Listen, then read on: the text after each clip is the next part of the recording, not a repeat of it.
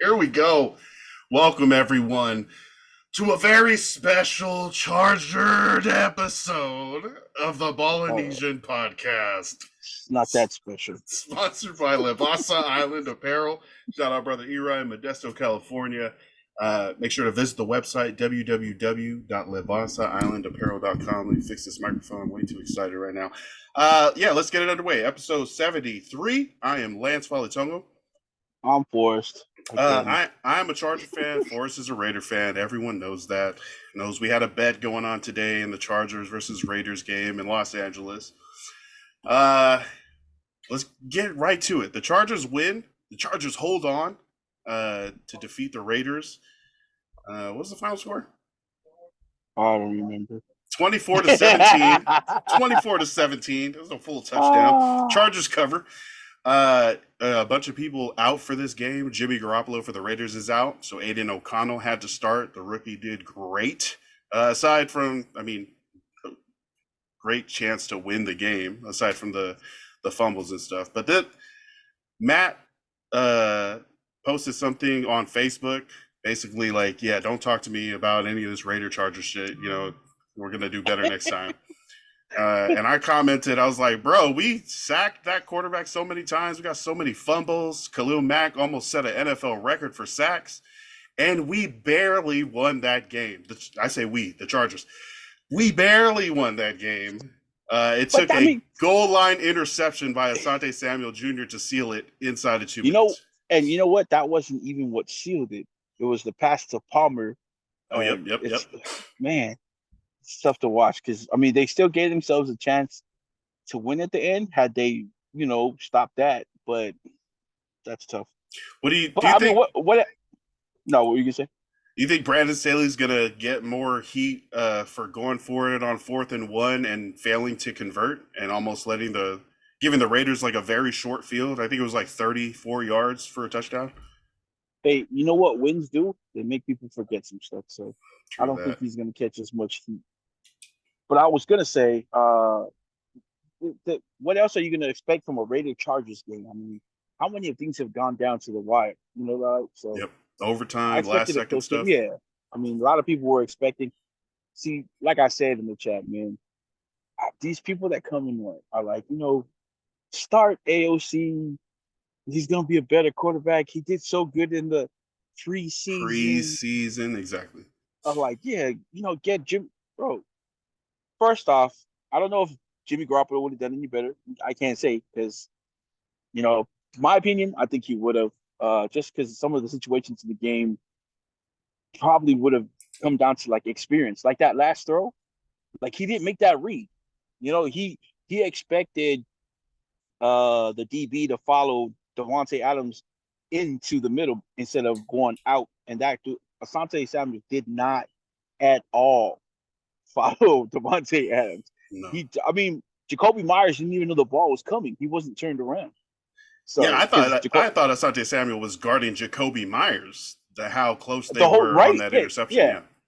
So, yeah, exactly. Things like that. Like the two fumbles, you can chalk up to him being a rookie and just trying to find his way in the game, trying to feel his way, get comfortable in the offense. But I mean, back to back series, that's super tough, man. But again, like these people that call for things like that, ridiculous. And now what I mean, I'm pretty sure those same people, I don't know if they're gonna stick to their gun, hold to their word, but I know some of them right now are like, oh, I knew it. This dude wasn't gonna do good. Like, bitch, you What? was the one, you was the one crying for him to go start the game. But I think he would I think he was a better start over Brian Hoyer. Yeah. So Yeah. yeah, I think he yeah, was injured or there was something going on. They cut to Brian Hoyer like throwing a ball or stepping out onto the field or something. And I thought he was about to come out because of all the fumbles that AOC had in like the first quarter, first half. But Aiden O'Connell came back out and they rolled with him for the yeah. rest of the game. Um, two lost fumbles. But he fumbled three times. It was crazy. It was like the D line would meet in the backfield and it Right. like usually there's some sort of escape route, But See, I don't know so if he didn't see it or if like they were just closing off everything, but they would totally swallow him up and then just go down, and then a bunch of those sacks or hits pause. turned into to fumbles. They totally swallowed him up. Anyway, pause. Uh, And then he went down. yeah, that's not any better. But um, no. So that's like a curse of one of his strengths, which is he doesn't get rattled. You know what I mean? So he's back Okay. there super calm. Like you can see it.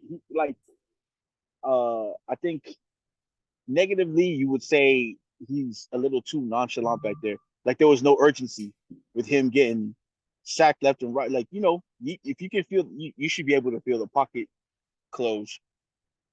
I mean, But you're he saying played. that's just him not freaking out and running away? Yeah, that's Yeah. that's one of his strengths, which is Nice, also nice. one of his weaknesses because, and he's Stand not back one of there. like, yeah, it's not like he's a kid that came into the NFL is a different speed, different strengths, of course. The looks are different, it's a professional league, but he did play in college. He played against, big guys, uh good competition. He played out of the Big Ten because he was a quarterback at Purdue. But yeah, like those things, that's why he's a rookie. He's got to learn those things. He's got to learn to feel his pocket collapsing. Like you just said, looking for escape routes. He doesn't have to run like every play, but he's got to. Again, one of the things that makes Tom Brady is the way he can just step left, step right. He doesn't do much. Like everybody says, he's not the most athletic guy, but his feel for the pocket is amazing. Like Hmm. the way he just moves in the pocket, avoids tackle sacks.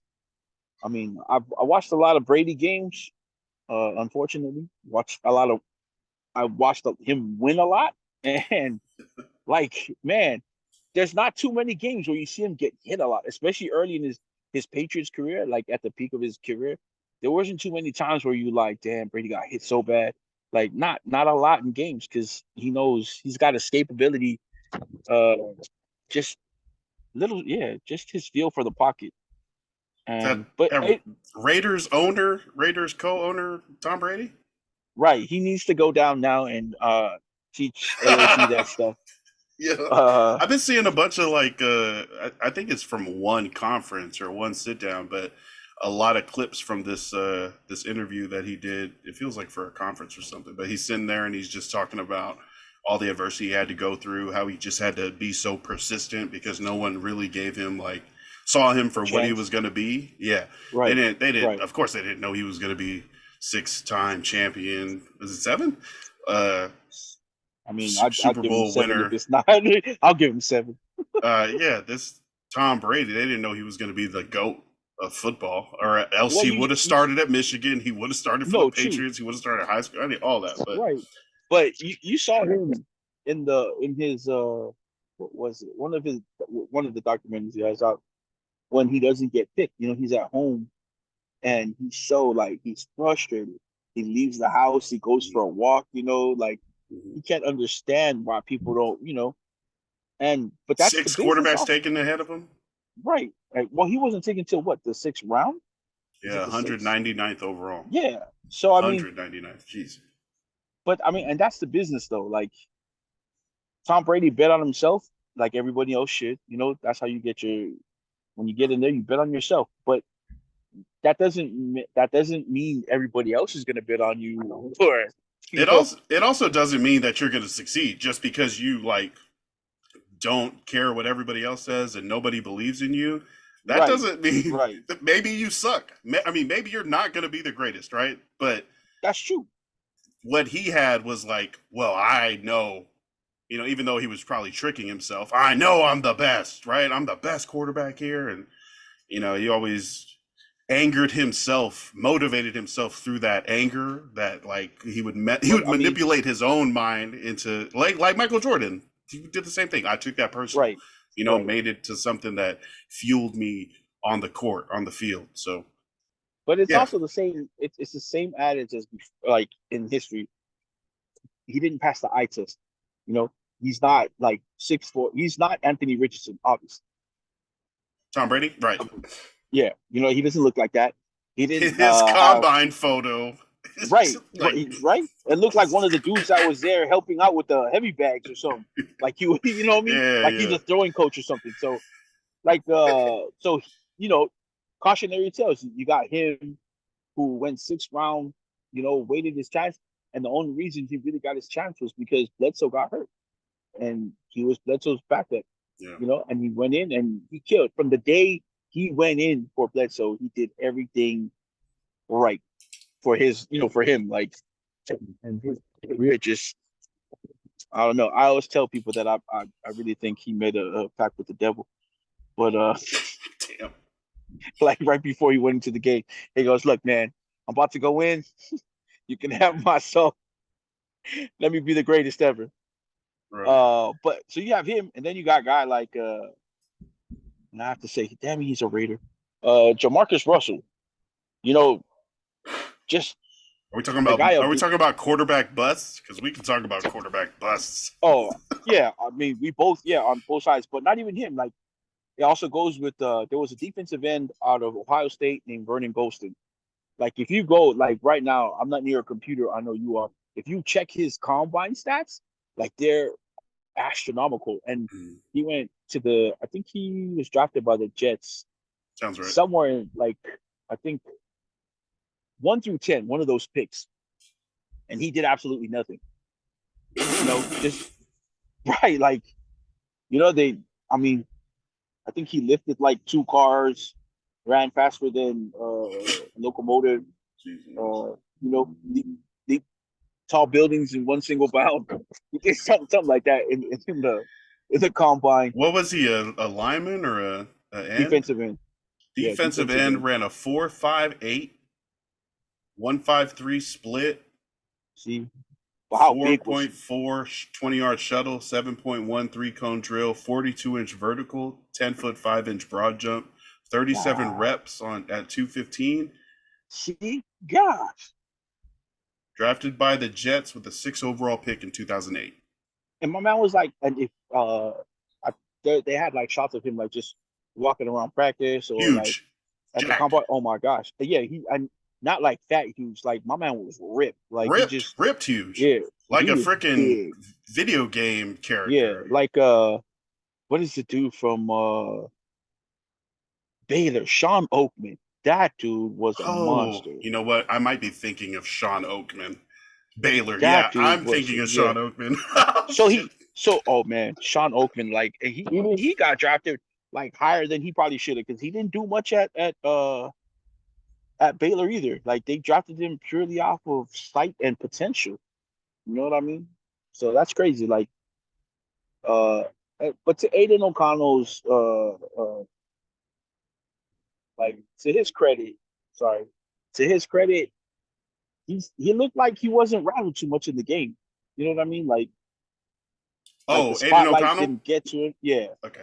The spotlight didn't get much to him. He adjusted in the second half, making those plays, except for that last interception. I mean, and that read, he'll get that read with experience. And how do you get experience? You got to play. And this was his first professional game. So I mean, not to take anything away from the Chargers defense, who Josh Jacobs carved up today. But I was just about to say, do some stats. Let's do it. Josh Jacobs, 17 carries, 58 yards and a touchdown, 8 catches, 81 yards. 81 yards. See? Jeez Louise. So they found a way to use Josh Jacobs now. And for all you people who said he couldn't catch out of the backfield, he's some shit. But 11 targets.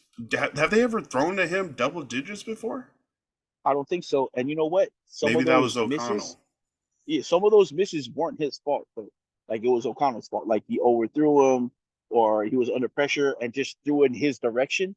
So obviously the target's going to go to him, and it's going to be a miss. The downside to that is like, just like the commentators are saying and the analysts, he wasn't looking a lot towards Devontae Adams. I don't know why or why not, but he found him in like great spots. But in the fourth quarter, they Right, exactly. connected so many times on that touchdown drive. Devontae should have had a touchdown on that goal line catch, but then I think the Raiders were Oh, trying to they were quarterback trying to, sneak it yeah, real they were quick before the real quick, Chargers could get but their that big was a goal line touchdown, guys right? in. Also, that's another thing. Like a lot of not just the game today, but there was a lot of missed calls like in the NFL in general today. So that was one of them. Like you're supposed to review those things, or I get it, it's human error. Like you usually anything around the goal line like that, they usually just call it a touchdown. That way, Yeah, that so way they they could can do the review it. automatic review. Yeah, Yeah, I if it's mean it didn't close. hurt much because they scored, but I mean, what if they didn't? That's tough. Yeah, yeah. Uh, Well, what but did you think about like overall? What would you give O'Connell a grade for today? like a C minus. I think Okay. like a C minus. That's fair. I think because I mean the two fumbles were big, man, because they were back to back. And they scored on Yeah, one of them. Or did they? No, they scored on both because they yeah, had a yep, field yep. goal. Yeah. So I mean And the interception. those you want to say it's on his O line, but I mean one of them like maybe both of them. He was sitting in the pocket for a little bit, like bro, let go of the ball. Throw the ball, Throw it away. and Throw it then away. like yeah, you feel bad for the linemen because now everybody's gonna be like, man, those linemen suck. Khalil Mack didn't have a sack all season yet until today, and he gets six. Well, that's also O'Connell's fault because he's got to have. Look, I'm not a quarterback or a quarterback coach, but you got to have a time clock in your head of when to let the ball go. You know what I mean? Like you're either gonna throw it away, you're gonna take off, or you're gonna find somebody. But to sit back there and just be like, you know, nah, we'll find somebody. My O line can. That's their job. I'm just gonna chill back here. They're gonna block it. No fool. You know what I mean? Khalil Max. I don't care if he hasn't had a sack till today. That means he's still Khalil Mack. You know what I mean? So Yeah, that's tough. definitely. This game was won for the Chargers by their defense, going up against a rookie quarterback and getting a bunch of those, throwing a bunch of stuff that he probably didn't recognize that led to those sacks, those fumbles, and that interception. But both teams had to like. You guys didn't have Derwin James, Joey Bosa. I think their starting centers out Corey for. I mean, Linsley, yeah. heart issue. Uh, who else? Mike Williams is done for the season. Yeah, There's a lot of guys, man, that Chargers were missing. So it can't just be one of those games where like you chalk it up to like all rookie mistakes or something like that because there was too much stuff on the other side going on as well that you could have taken advantage of. So hey, I think, shout out Jerry Tillery for hyping up the fucking team early in hey the man, game. I think Justin Herbert stepped out of bounds on a run. nah, he Uh, was in. his foot was on the white sideline. Hey, look, man, I Jerry get it. Tillery Jerry comes Tillery. and levels the shit out of Justin Herbert going out of Hey, bounds. hey, JT, man, I get it. 6'5", 295 pounds. That's not easy to stop when you're already going full speed. I get you, my guy. There was no there Whatever. was there was no malice in it. You know what I mean? It's not like the Chargers cut him for no reason. You know what I mean? I mean, It's personal. bro, I mean, I would have done the same thing. You would have ran into that quarterback like that? Oh man, hey, and then you know what I mean. Asante Samuel did something worse. He picked somebody up and flipped them and threw him down. You know what I Hey, mean? So hey. He was just trying to get him off of his shoulder. It was really heavy. Asante Samuel was really small. hey, No, same Justin thing Herbert with though. Justin Herbert had a regular game. He threw an interception and then got stepped on the return. Was it an interception or a fumble or something? It must have been an interception. I think it was his. interception. Interception. And then his left His first hand, one of the year, by the way. yeah, his left hand gets stepped on. He comes out of the blue But tent forever so I later mean, wearing like a finger brace. But his he middle finger was just extended the whole time, so he's just flipping off everybody. right. So it got stuck in his helmet first, in Max Oh, Crosby's helmet first. So when he's going to the ground, like he's trying to pull it okay. out and finally it comes out, and then it also gets stepped on. Ha ha ha. Oh But shit. yeah. But yeah, they and then they try to fix it with a glove. They try to put a glove on him. and I like think it try was to in a put a better glove over the splint just to like right. hide it or keep it from I don't know, being yeah, so like, out. but A I leg. think also that played into that 4th and 1 push that they try to, and they just didn't get it because I'm pretty sure his hand was hurting, and there's no way you can't ask him to put his hand in there. You know what I mean? Yeah. On Be that play, under like, center.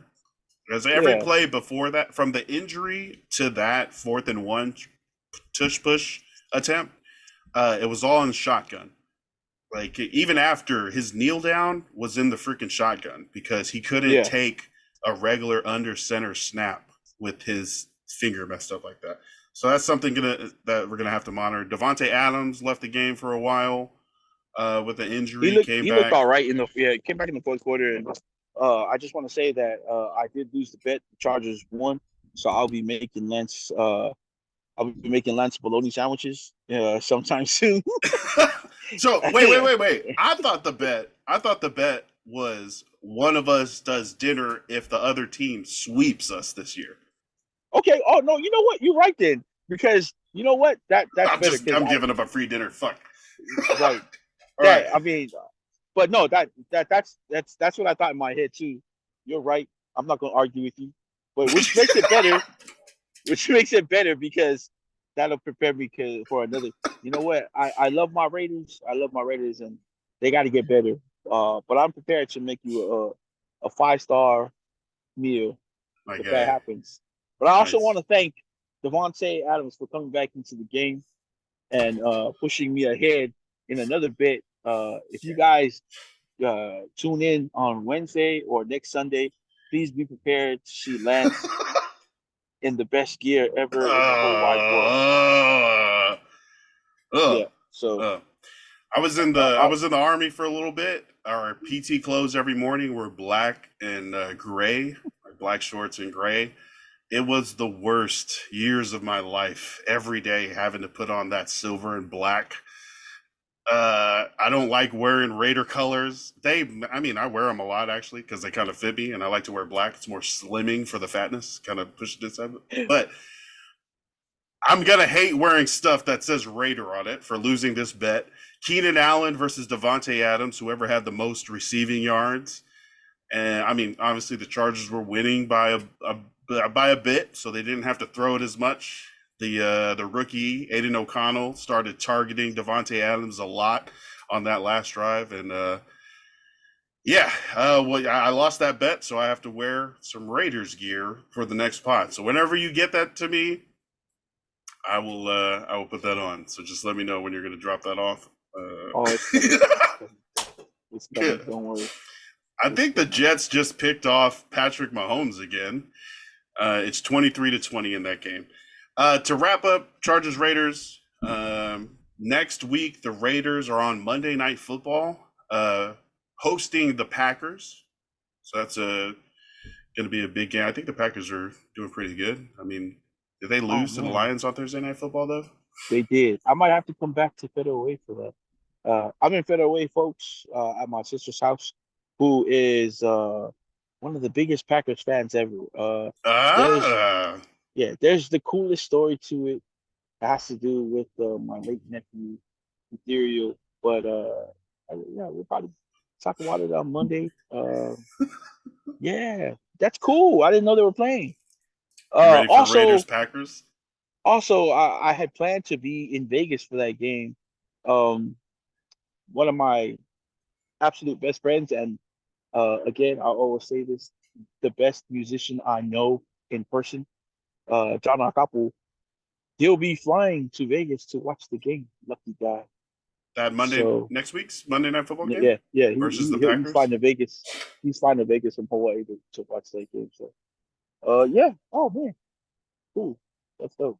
Also, before we get into other NFL games, this loss isn't too bad for me right now. I mean, it hurts, but Notre Dame won yesterday, so I'm on still a bit of a high because it was a great game. So yeah, It's uh, like your NFL team loses, but your fantasy team won, so it's not a total loss. right. They also beat one of the teams Oh that I hate yeah, in college basketball. They beat Duke. Buckeye. Oh, Anytime, anytime you get to beat Duke, no, we lost to the Peyton. That hurts. What do you do that, man? That hurts, man. Why would you do that, man? Why? Why? My bad Why would about you do that. that? Man, now I So gotta what? relive that. That's a lot. So what do you guys rank now? Ahead of USC. Are you So in one of the polls, we're 10, and you guys are in the we're 10. Independence Bowl? We're 10 in the I want to say the AP poll. We're 10, and USC is 11.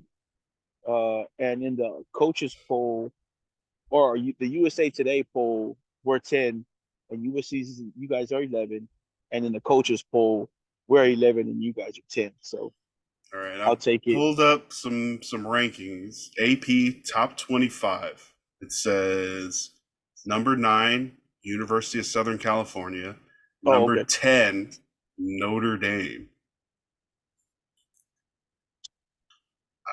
I don't see you guys on. Okay, I see you. I see you. I see you. Coaches We might be. poll: USC number 7, number 11 Notre Dame. Oh, that's cool. Oh, this is week 6. Okay, yeah. So keep winning. You go. You beat Duke. We did. Nice. We did. I was hoping you guys lost to Colorado because you guys have the Almost. most horrible defense ever. Oh my God, yeah. What did Oregon beat them by like 50, and we beat them by 7? I mean, it was. I mean, it was a shootout. I mean, if you like offense, then that was the game for you because they was putting up points. Isn't that where they're going? Big 10, Big 12, where it's going to be all offense, no defense? Yeah, that's pretty. Yeah, that's hopefully tough. Colorado. Like, shout out to James Bonnet, who also pointed out that Coach Prime needs to recruit some polys. You need some beef. You need some linemen. Oh, you need some people that are going to be able to withstand that pass rush and able to get to the quarterback themselves on the other side of the ball.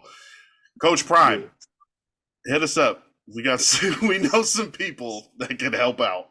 We know some dogs. You kick some of my people off your team, so I don't know if I want to send anyone back your way.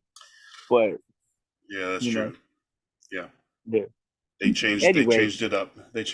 Yeah. What else? Who else? What game you about to talk about? Let me hear it. Dolphins.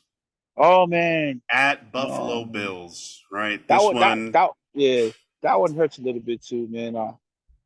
I still think Tua's an MVP candidate, but he didn't play MVP like today. And I'm also just going off of my fantasy because I had this feeling like it was going to be a rough game for him today. So I took him out of my my starters, and I put in Anthony Richardson, who good move. Who put up points. But yeah, Tua. So it looked like it was going to be a shootout at first because it was like touchdown for touchdown. You pointed that out earlier in the day, and then I think I jinxed it right there. There were a bunch of punts right after I sent that message. you just jinxing all of us today because the same thing happened when you were like, "Oh, the Raiders are moved, all right," and then all of a sudden, interception, we lost the game. I was like, "Son of a." I did it. I did that. Yeah. So it's funny too because it wasn't Mostert who was scoring for them. It was the backup, Devon and Sean. Yeah. So what did he put up? I think he had like 2 touchdowns early. 8 carries, 101 yards, 2 touchdowns on the day. Those 2 touchdowns were pretty early. Were early, yeah. So I even took Waddle out of my starting lineup in one of my fantasy leagues, which is cool too because he didn't do much today. He's just coming back off an injury, so. But he had 8.6, 4 catches, 46 yards. Tyreek 3 catches, 58 yards. What the heck? That's not the Dolphins offense we've seen through the first quarter of the season. Buffalo came to play today, and they've got defensive guys. Shout out to AJ Epinesa, who had a pick 6 last week. Nice, yep. He got some hops, man. He's already like 6'6", 6'5". So I mean, he just kind of put his arms up there, gave a little nice little hop step, grabbed the ball, took it in for a pick 6. But their defense, they're pretty good. Their front line is super good. They still got Ed Oliver on that line. Is it Gregory Rousseau at the other end, I think? So Greg Rousseau, yeah. They're good. They're good. Obviously, because I think they're like projected to win the AFC this year. The Buffalo Bills, definitely the AFC East, they're still the favorite. I mean, well, I think because of the way people were betting so heavy on the Dolphins, they started moving the lines around where the Bills became like the second favorite according to betting lines. But the Bills were favored in this game, and the Dolphins were coming off a 70-point performance, 50-point win against the Broncos last week. Um, but the Bills being favored in this game and then winning by 28, Yeah, I mean, that's a statement game. The Bills are like, yeah, it's cool you had a nice little record-setting performance last week, but you know, we're here to play for the division, and this division is ours. yeah, Josh Allen, whatever. 21 to 25, 320 yards, 4 touchdowns. Stephon Diggs, 6 catches, 120 yards, 3 touchdowns. Yeah, he looked Um, like Stephon Diggs again today. That's for nice, yeah. sure. For the Dolphins, Tua, 25 of 35, 282 yards, touchdown, interception. And then, yeah, Devon Achane had those 8 carries, 101 yards, 2 touchdowns. That's easily the best offensive performance on the Dolphins today because Tyreek, freaking 70 yards total. Yeah, it wasn't really happening. Braxton Berrios had the most catches for the Dolphins. It's not what they wanted to see. Last week they had all the runs, big touchdowns. Defense was turning the ball over. They were converting this week. They go to Buffalo and drop it, but hopefully they can do better next time. They are now tied 3-1. The Buffalo Bills are going to have the tiebreaker in the AFC East because of this win over them. But yeah, it's basically a two-man race in the AFC East. It's either the Dolphins or the Bills, and the Bills kind of stuck their flag today to let the Yeah, Dolphins I know mean, who's really on top. I still like the Dolphins. It is early, but again, yeah, the Bills they're projected to win because they're good. They were good last year. They've got the guys to take them over the top again this year. And anytime you have a tandem like Josh Allen and Stephon Diggs, that's hard to beat, especially if they're playing like they played today. Like people forget how fast Diggs is. Like one of those touchdowns is he caught it, made a couple of spins, and then broke some tackles and yards after catch. He took off. He's pretty fast. So Diggs be I, getting open. He got hands. He can move after the catch. I never thought of him as uh, like a speedster. Definitely not, one of those 4.2, 4.3 right. guys. But No, yeah, but once he's game on the speed, yeah, field, it's yeah, different. game Yeah, speed, exactly. game He can speed's move. different. He can get going. Plus, He can scoot. yeah, if they can get production out of James Cook, like I mean, just he doesn't have to be uh like a Hall of Famer running back, but if you can get like 80 yards a game, 90 yards a game out of him, I think they'll be good in the running game. That'll balance them up. But I wouldn't count the Dolphins out either. I think Mike McDaniels is a really great coach. Yeah. One of those young guys. He's different, but he knows the guys he has. He knows how to use them, so he'll figure things out to bounce back after this loss. But they just have Uh, too many weapons on offense. Patrick Mahomes just won the game for the Chiefs. Son of a. Had a chance to score a touchdown and slid inside the 2-yard line. Now, with less than 2 minutes left, the Jets have no timeouts. The Chiefs will now kneel, and they'll win Sunday Night Football in New York. Let's talk about this game right now. 23-20. The Jets they're supposed to get smacked fought a bit.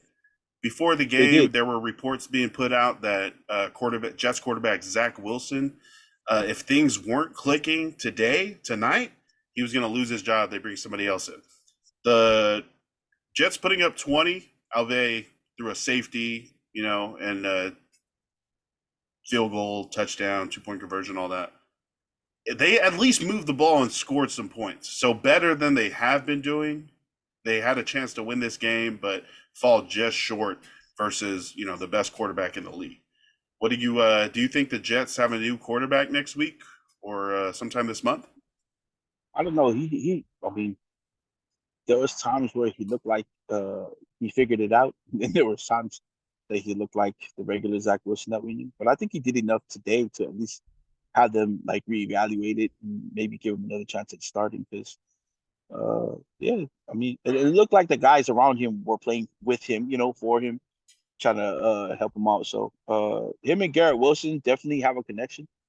I like to see them out there. Oh So, man, I wish they had a better connection. They were one of the pairs arguing on the sideline. I don't know what Garrett Wilson was trying to tell Zach Wilson to improve Zach Wilson, but was that you last know, week? yeah, that was last week on the sideline, right? They were Yeah. arguing. I think Michael Carter was yelling at a coach. The Jets running back Michael Carter was yelling at a coach. This Yeah. week, they're a lot more held together.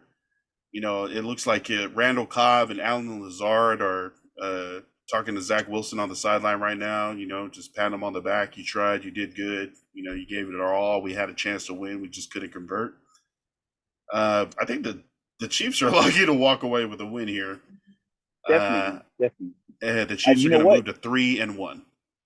It's always going to be highlighted, the offense there, because one, Aaron Rodgers is there, and pretty sure that the offense is geared for him to be the quarterback, leading the way. But and Zach Wilson, his shortcomings, but their defense, they were playing today. That D line they have, I mean, they still got Quinn Williams on that D line. Yep. So, like they were getting sacks on him. They were covering receivers, and that line, I don't know if it's just KC's O line or how well the Jets D line is, but their O line, the pocket kept collapsing on Mahomes like a ton of times. So they've got talent on that defense. I mean, it would have been nice to see what Aaron Rodgers could do. But Bro, yeah. I'm so bummed about, the Jets not having a healthy Aaron Rodgers and having to. Yeah. The Jets have 4 more primetime games this year. This is one of those games. Exactly. This game was supposed to, I'm pretty sure, it was Mahomes versus Rodgers, Yeah. Everybody still got a good game, though. I'll tell you that. They still got a good game. I know Mahomes managers are going to be mad that he didn't just run it in for a touchdown right there. Oh, and definitely. They're going to lose 6.2 points. But somebody Zach Wilson, lost the game. Yeah. No, for real. For sure, people are going to lose games because their quarterback Mahomes didn't run for a touchdown. Right. But he gave them 18 for 30, 203 yards and a touchdown, as well as 51 yards on the ground. Isaiah Pacheco went off, 20 carries, 115 yards and a touchdown, as well as 3 catches on 3 targets for 43 yards. That's pretty good. 158 yards and a touchdown for Pacheco, who a lot of people were like, oh, he's just a 7th rounder. He's not really that good. He's in a good system. I mean, if they're going to give him the ball 20 times, 23 times, and, that's going to work out. Oh, Garrett Wilson got the ball thrown to him 14 times today. That's great. Even Zach Wilson is going to complete some of the throws in 14 chances. Yeah. 9 catches, 60 yards. The touchdown for the Jets came from Alan Lazard, 3 catches, 61 yards. Then they had a safety, and other stuff. Yeah. But high receiver for the Chiefs, Travis Kelce, 6 catches on 9 targets, 60 yards. No touchdowns. Who had the touchdown? Noah Gray. Of course. The other side did. Yeah. That's what I'm saying. I was like, oh, man. I've been trying to trade for Travis Kelce. What league do you have Travis Kelce in? Will's league? In a different league? Yeah, Will's league. So I picked 5th in that league. And he was your first round. He was my first round. What would it take for you to trade away Travis Kelce? Oh, that's tough, man. Because Kelce's one of those guys, like, you want to say is untradeable because it doesn't matter. Like, you have take for instance, Chase right now, Jamar Chase. Mm-hmm. I mean, he was my first pick in our league, I think it is. But he's not producing now because he had a pretty good game last week, but the first couple games, very bad. So he just doesn't. I don't know what's going on with him, but you can never. His quarterback's calf is still stretching out. Right. It's looking like a cow now, not a calf. But Travis Kelsey is sorry, I'm corny like that, guys. Uh, Travis Kelsey is always gonna get touches from Patrick Mahomes. You know what I mean? They they like hold each other's ball sack or something. I don't know. They're really good friends, Yeah, and Travis Kelsey's friend Taylor Swift is now hanging out with oh my Patrick gosh, bro. Mahomes' wife. They're That's like yeah. going Well, having fun. automatic. She's about to turn into trash. If she wasn't already. Taylor? Yeah. Hey, you know what? If the KC if I'm not gonna watch another KC game if they keep panning the goddamn camera over to wherever the hell Taylor Swift. It is not her concert. Please stop showing her. No one cares about Taylor Swift. Travis Kelsey was already on the map So before Taylor Swift. so many people care about Taylor Swift. You Well, see all the numbers that that they're throwing out about Travis Kelsey getting like 400% more impressions or picking up hundreds of thousands of followers in just the last week. he don't need you. No, I know he no, doesn't I, need I, it, no, I right? know. Yeah, I But know. what actually happened is millions of people are now more in Who tune to didn't? the Yeah, NFL and to Travis it's Kelsey. it's ridiculous. It's ridiculous. These people don't even watch football. They But I watch. mean, now they do, right? A little bit. Is it? No, Do you not not at like all. that those people are coming in? Not at all. Go watch like what is the Kardashian show? Go watch that stuff. What if they become like big football fans? They're like, oh Those are snap! I the never watched, but yeah. this is kind of cool. Those are the same fans that were converted, like the ones now that call for your quarterback to be benched and start a rookie quarterback that did good in Oh preseason. no. I know a bunch Those of old ass fans that are like, get rid of this guy, bring in the new guy. We want to you win, know, and whatever then it takes. those are also the fans that are sitting next to you at a game, and then like everybody's cheering, and they like decked out in like whatever team they're for in the gear, and then they turn you like, oh, what just happened? Oh no. Oh man, nah, Yeah. it's good for the game. It is, but It's good it's for the popularity. It's good for the bottom yeah, line. for sure, Like yeah, I don't know for if money it's wise. I don't But know you know how it what? affects the game. Me and you, we don't see the money, none of that revenue from whatever Right, right. the yeah. So yeah, no, Doesn't you know matter what I to mean? us. Yeah, someone Yeah, there was that meme where it was like the guy was celebrating, yes, yes, yes, because ESPN finally stopped posting about Deion Sanders 8 times a day. But then all of a sudden the NFL just posts about nothing but Taylor Swift. He's like, Taylor no, Swift. no, no, no. Yeah, it's crazy. Like I Uh, get it, I get it.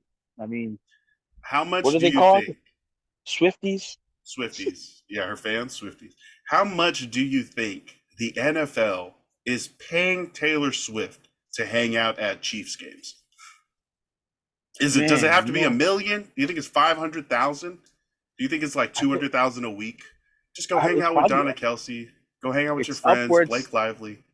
It has to be upwards of 1 million, man. You know what I'm saying? Because it's Taylor Swift, I and you know don't. what? Yeah. From here on out, the only Swift I want to hear about is DeAndre Swift, and that's saying a lot because man, fuck the Eagles. But DeAndre um, Swift and the 4-0 Eagles. those are the only Swifties I want to hear about right now. The 4-0 Swifties. The That's it. Swift Kelsey combination, DeAndre Swift and Jason Kelsey. Exactly. Let's talk about those Eagles who hosted the Commanders today and moved to 4-0 over their Yo, division rival. are the Commanders for real this year? They took them to overtime. That's a good game. You know, it's Yeah, Sam Howell for real. You know, okay. that's So the Commanders were started undefeated, 2-0 versus two regular teams, right? And then they played, was it the Bills last week? I think it was the Bills. They played two real teams now, and they've lost both Yeah, of these games. yeah, yeah. Not real teams, but better teams. Better teams, better teams. Yeah, so now they're 2-2. They've lost to the Eagles 34-31, as you mentioned, in overtime. Damn. Right. You didn't In think that the overtime. Eagles would be taking overtime, especially at home, versus these Commanders. But actually, the Commanders had a lead at halftime, 17-10, and then the Eagles came back. Jalen Hurts, 319 yards, 2 touchdowns. DeAndre Swift, 14 carries, 56 yards and a touchdown, and also leading the receiving for the game was Eagles receiver A.J. Brown. 9 catches, 175 yards, 2 touchdowns. Welcome to the fantasy high score sheet, A.J. Brown. I think all that, finally. He was like, come on, man, throw me the ball. And now that the Eagles were finally in a really competitive game, they had to find him a bunch of times. But 9 catches, 175 yards, 2 touchdowns for A.J. Brown. That's a lot. That's pretty good. It is. And it's not even their offense, because they do have a very balanced offense. It's geared towards Jalen Hurts' talents, his skills. So they always have a chance of moving the ball well. When I'm surprised that teams are keeping up with them, it's because their defense is getting scored on. Because their defense, especially their D line, that front seven is where a lot of the if your front seven is solid, you know what I mean, then it takes care of a lot of other things on defense. And their front seven they're good. I mean, their D tackles alone are phenomenal. Not fair. Not fair to get the best D tackles back-to-back years. Right. Jordan Davis, and then who is it? Jalen Carter.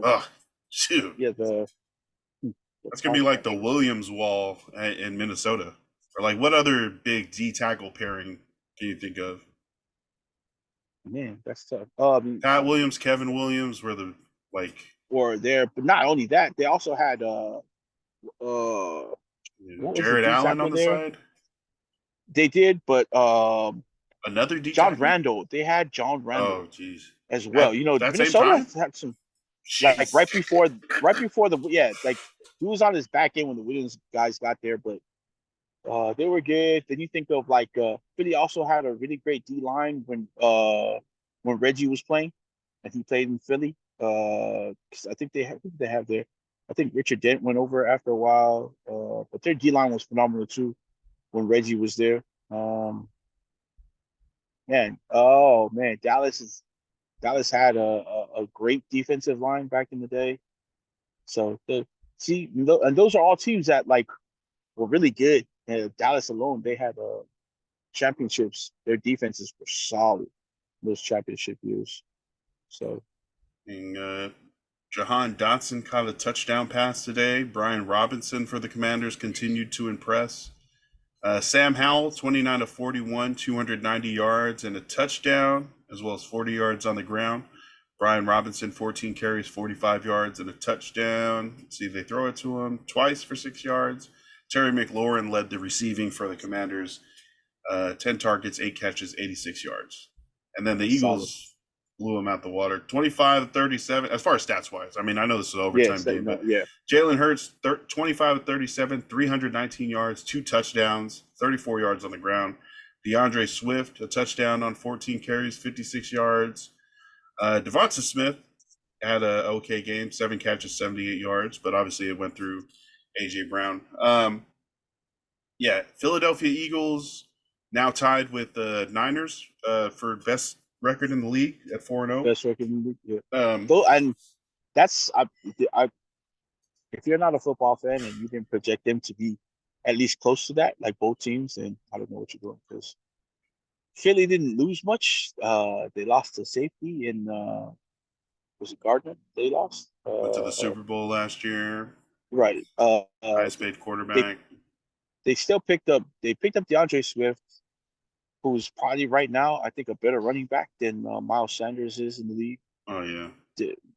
In this system, Miles Sanders had his chance, right? And one season, Miles Sanders didn't even have any fucking touchdowns. Exactly. Of course, owned him that season. And then I had to own him the next season just for to get the touchdown regression. I was like, I know this guy's going to score at least one. No. At least he's one. Not doing well. He's not even doing well in Carolina right now. Yeah, that's what I'm saying. Now that he's in Carolina with probably a less, veteran line, not as good an offense, his shit's got to go down now. But DeAndre Swift definitely taking advantage of that opportunity. I know last week maybe the week before, he was used a lot and had really good numbers. You know who, as a running back, broke out to the King Henry? My boy had a good game today.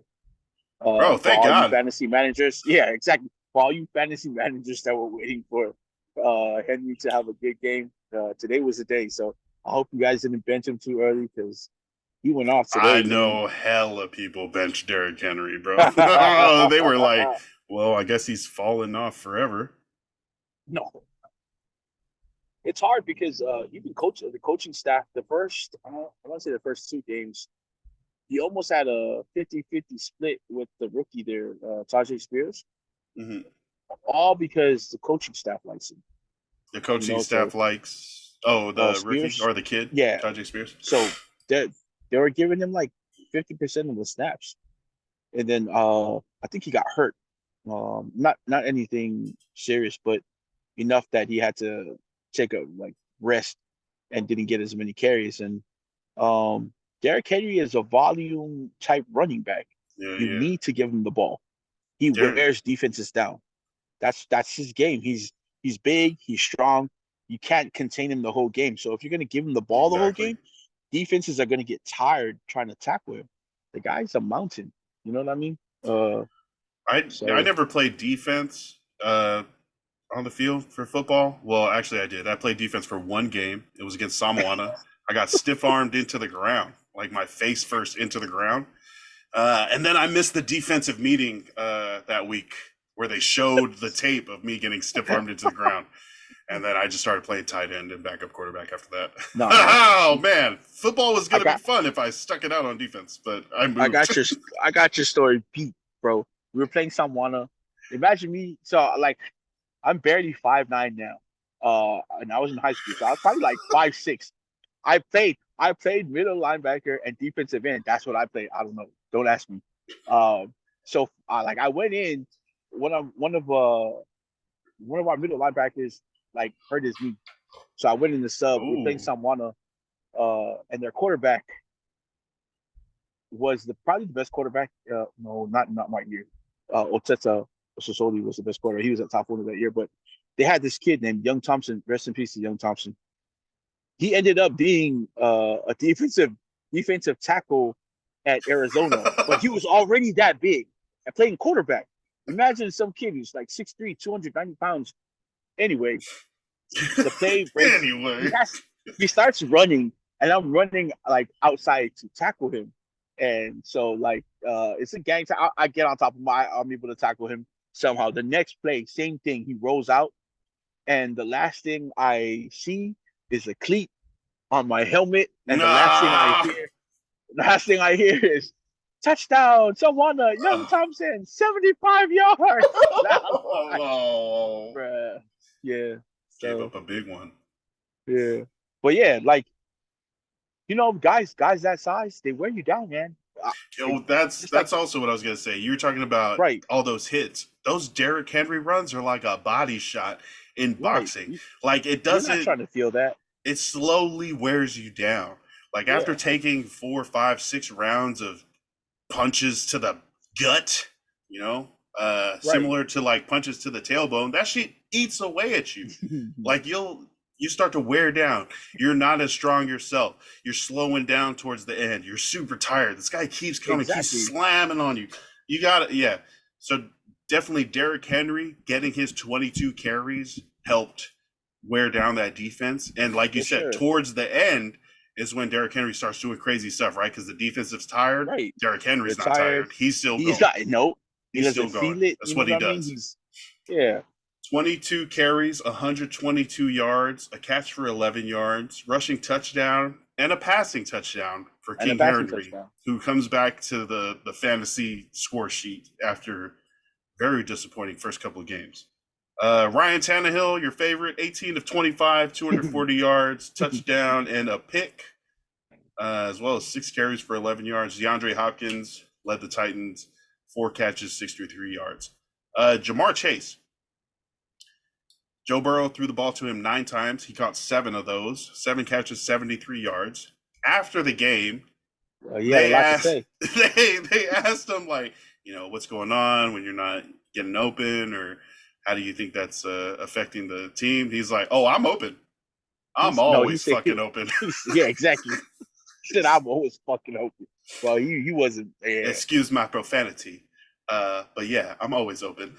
You know? Yeah, it's tough. I know he's got a calf injury, but how much is that affecting you looking towards your number one receiver? Like the guy you've been passing to for the last 2 seasons. Like what's different now? Like so maybe I mean, they're covering Jamar Chase because they know that that's the guy.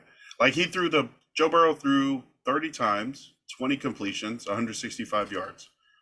And he took a bunch of hits, like wallops, like ended up on the ground. The ball would like fly up in the air all haphazardly. Like Joe Burrow got smacked a bunch of times today. That's the only thing I can think of because, but even in the past though, like their line's been like garbage before. Because remember, he had the most sacks his rookie year too. I mean, the most hits his rookie year as well. Oh, yep. But it's not like all he has is Jamar Chase. He has T. Higgins. He has Joe Mixon. You know, they paid for some guys to be on that O line this year. So, I mean, whatever it is, Orlando right now, Brown. Right, it's a coaching problem now. They got to figure it out. Well, I mean, I know Joe Burrow's not operating at 100%. He does not look like that MVP candidate who's taken the Bengals to back-to-back AFC championships. Like he's lost his swag. Like, and Joey iced out. Like he's all swag. So now that he's lost it, it looks bad. And I don't know if that Jamar Chase quote was a dig at Joe Burrow. I hope it's not, right? Because they're good friends. Yeah. Or if it's more towards the coaching staff, like scheme me up, get the ball in my hands. Right. We need to do more than just 9 targets. Give me the ball. I want to win. Win. He's one of those young guys. So the 5 people, does anybody know if he's going through a breakup? Ooh, Jamar Chase? Yeah. No, Joe Burrow. Because like you said, he lost his swag.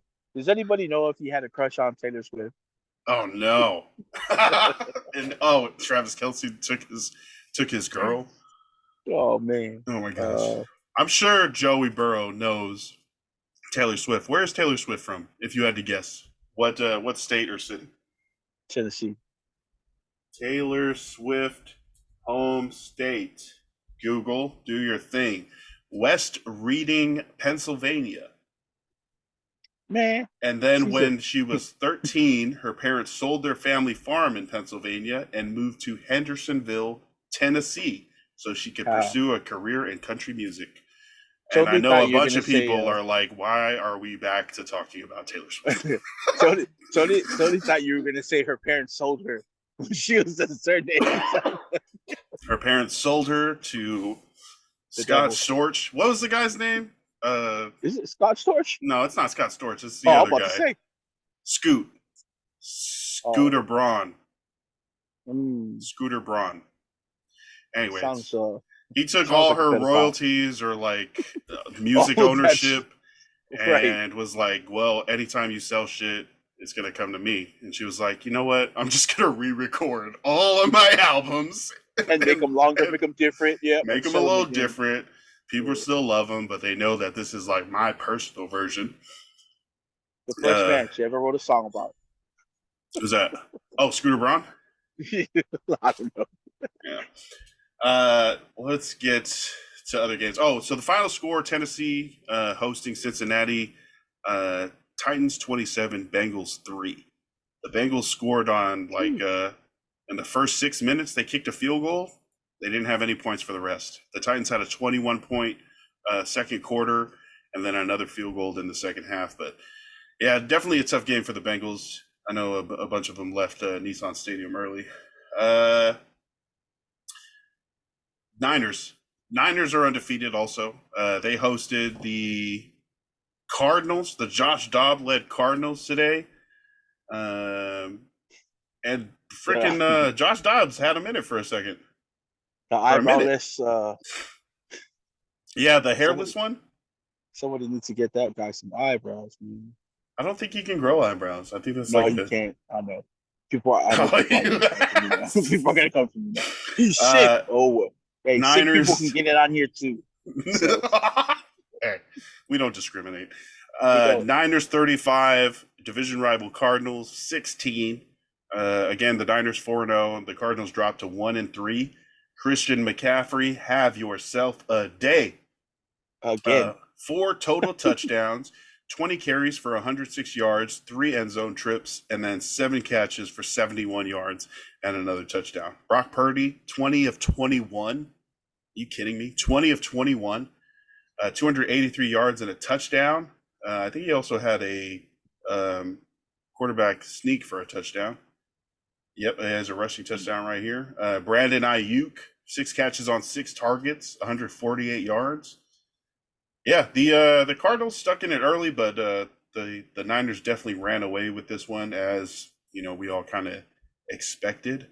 But after seeing the freaking Cowboys lose last week and the Cardinals playing everybody tough, I feel like this one was, people were watching. People were definitely watching. At halftime, it was 21-10, and then it finished 35-16. You know what it is? Everybody, not just the team itself as an underdog, people want to cheer for, but they also want to cheer for, I think, Josh Dobbs, because he came in and he beat Dallas, had a phenomenal game, and the guy's pretty funny. If you follow his social media, oh, yo, I mean, he's a character, man. He's He's not taking things too seriously, like the whole not having his jersey available in the team store. He made not even on the roster on the team store. Yeah. My man walked in and what the hell, guys? You couldn't even find his name on the roster. So I'm trying to buy my family some of my jerseys. You guys don't even have them. Don't even have them on the list. They couldn't even make his. I mean, that's funny. But Micah Parsons, Micah Parsons said something on the Micah Parsons show. He's like, "We're gonna get there. We're just gonna, be throwing darts at him." Yeah. And then he made a video where he was like dodging darts. Yeah. And then he just stood there. They won.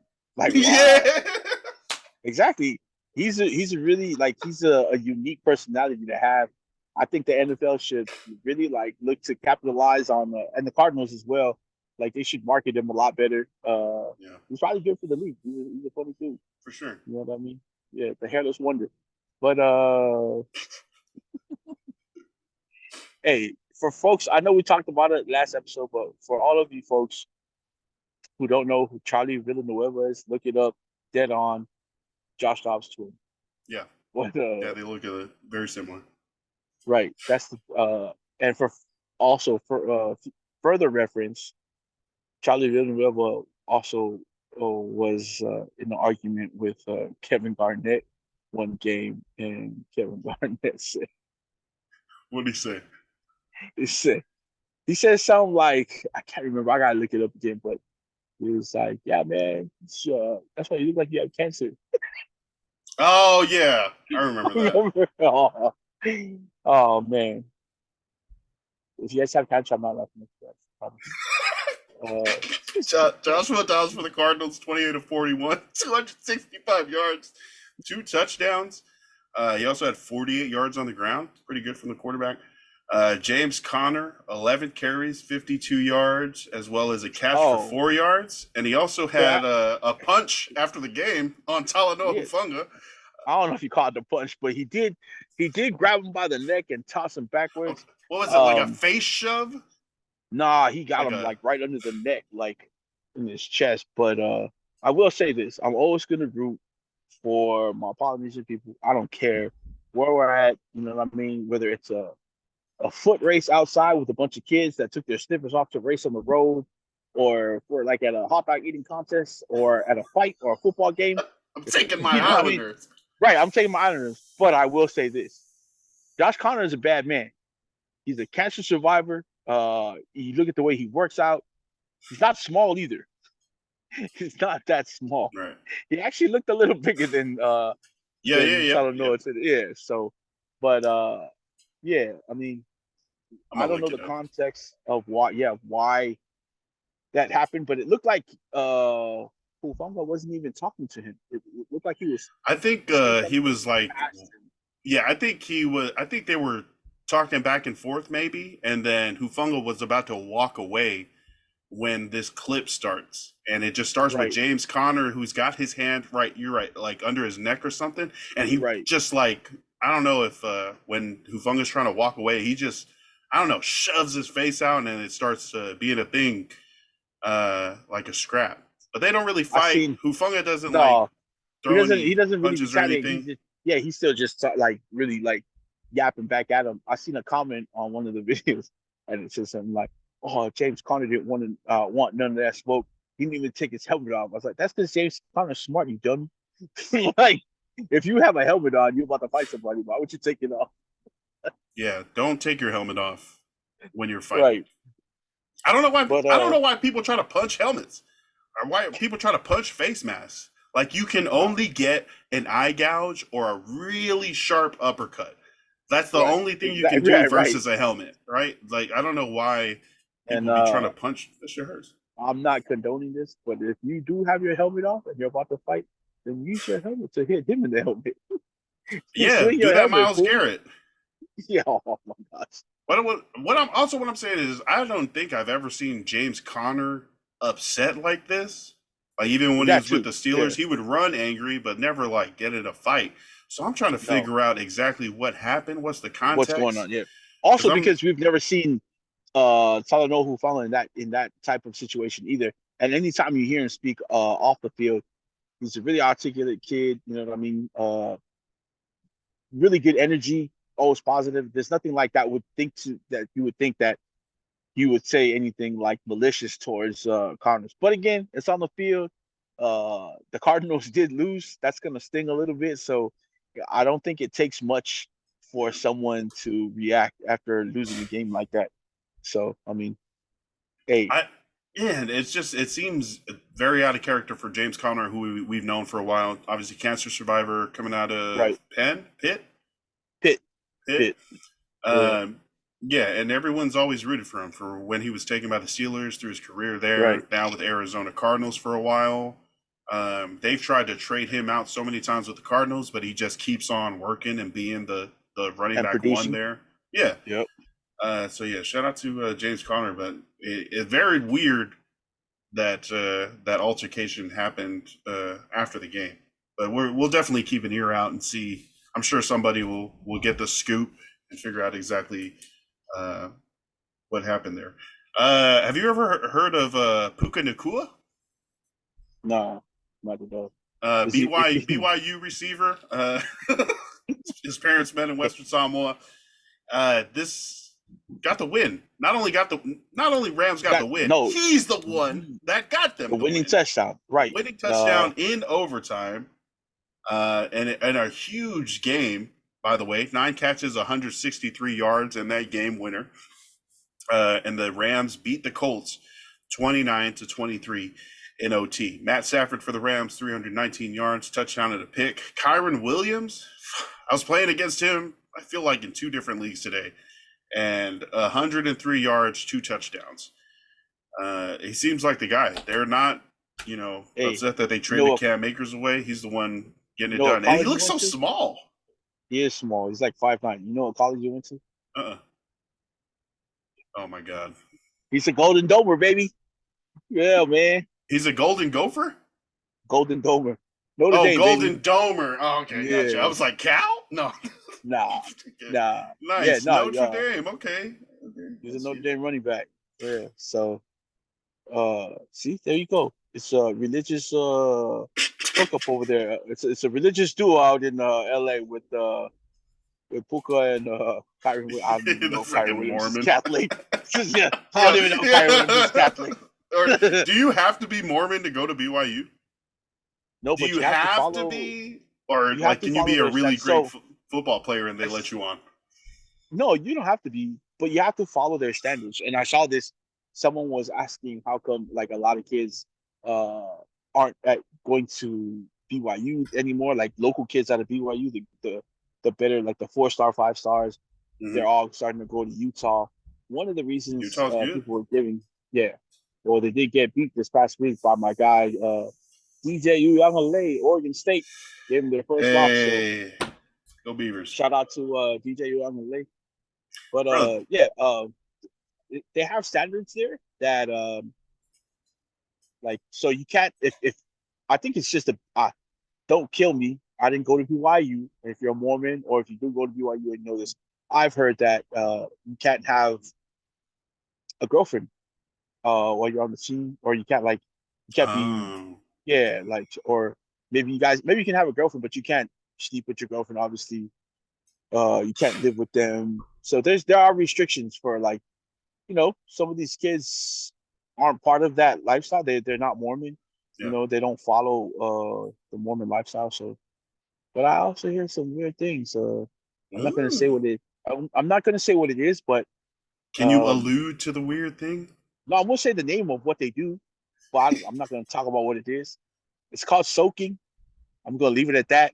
Uh, I'm gonna leave it at that because when I heard about it, I was like, yeah, fuck no. But you know what I mean? So anyway, Anyway, Puka Nakua, 9 catches, 163 yards and a touchdown. He breaks the hey man, record for most catches in the first 4 games. Anquan I Bolden had understand 30. if you guys didn't watch BYU football, I get it. You know what I mean? If you're not a big fan of BYU, but it's not like BYU is not on national television, and it's not like I mean, they weren't talking about him when he was in college because he was that good in college. Again, I think it's also just another like combine casualty because he shows up to the combine, the Combined. combine, right? And he shows up to the combine and he's not your typical receiver again. He's not like 6'3", 215-pound boundary receiver, or he's not 5'10", 190 pounds that runs a 4.2, 4.3. He's like right in between those numbers. Yeah, He's a yeah, bigger yeah, dude. yeah.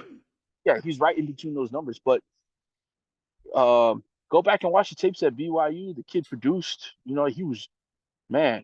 Like there was not a Saturday that BYU played that you didn't hear his name being called all game. So that's funny. Um, Combine. How do you spell combine? Okay. Yeah, I'm looking at these. His combine numbers doesn't look like anything super stands out. Right. 6'1" and 5'8", 201 pounds, 31.5 inch arm length. His 40 was a 4.57. 20-yard shuttle 4.36. 3 yard 3 cone drill 7.32. Vertical 33 inches. Broad jump 10'1". Bench reps 15 reps. So yeah, I mean, for a receiver though, that's a lot because I think a good number for like DBs in the NFL bench wise is like 8 reps. At what they're lifting. So for wide receivers, I imagine it's about the same. But he's also like he's a bigger type receiver. So, but yeah, he produces, man.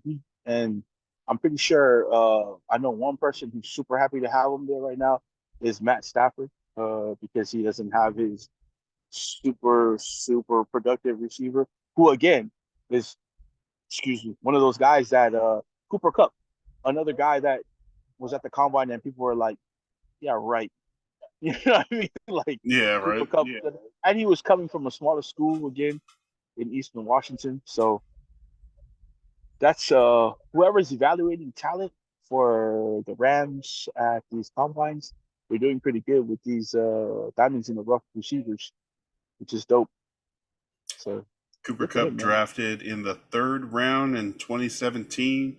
Puka Nakua drafted in the 5th round just this last year.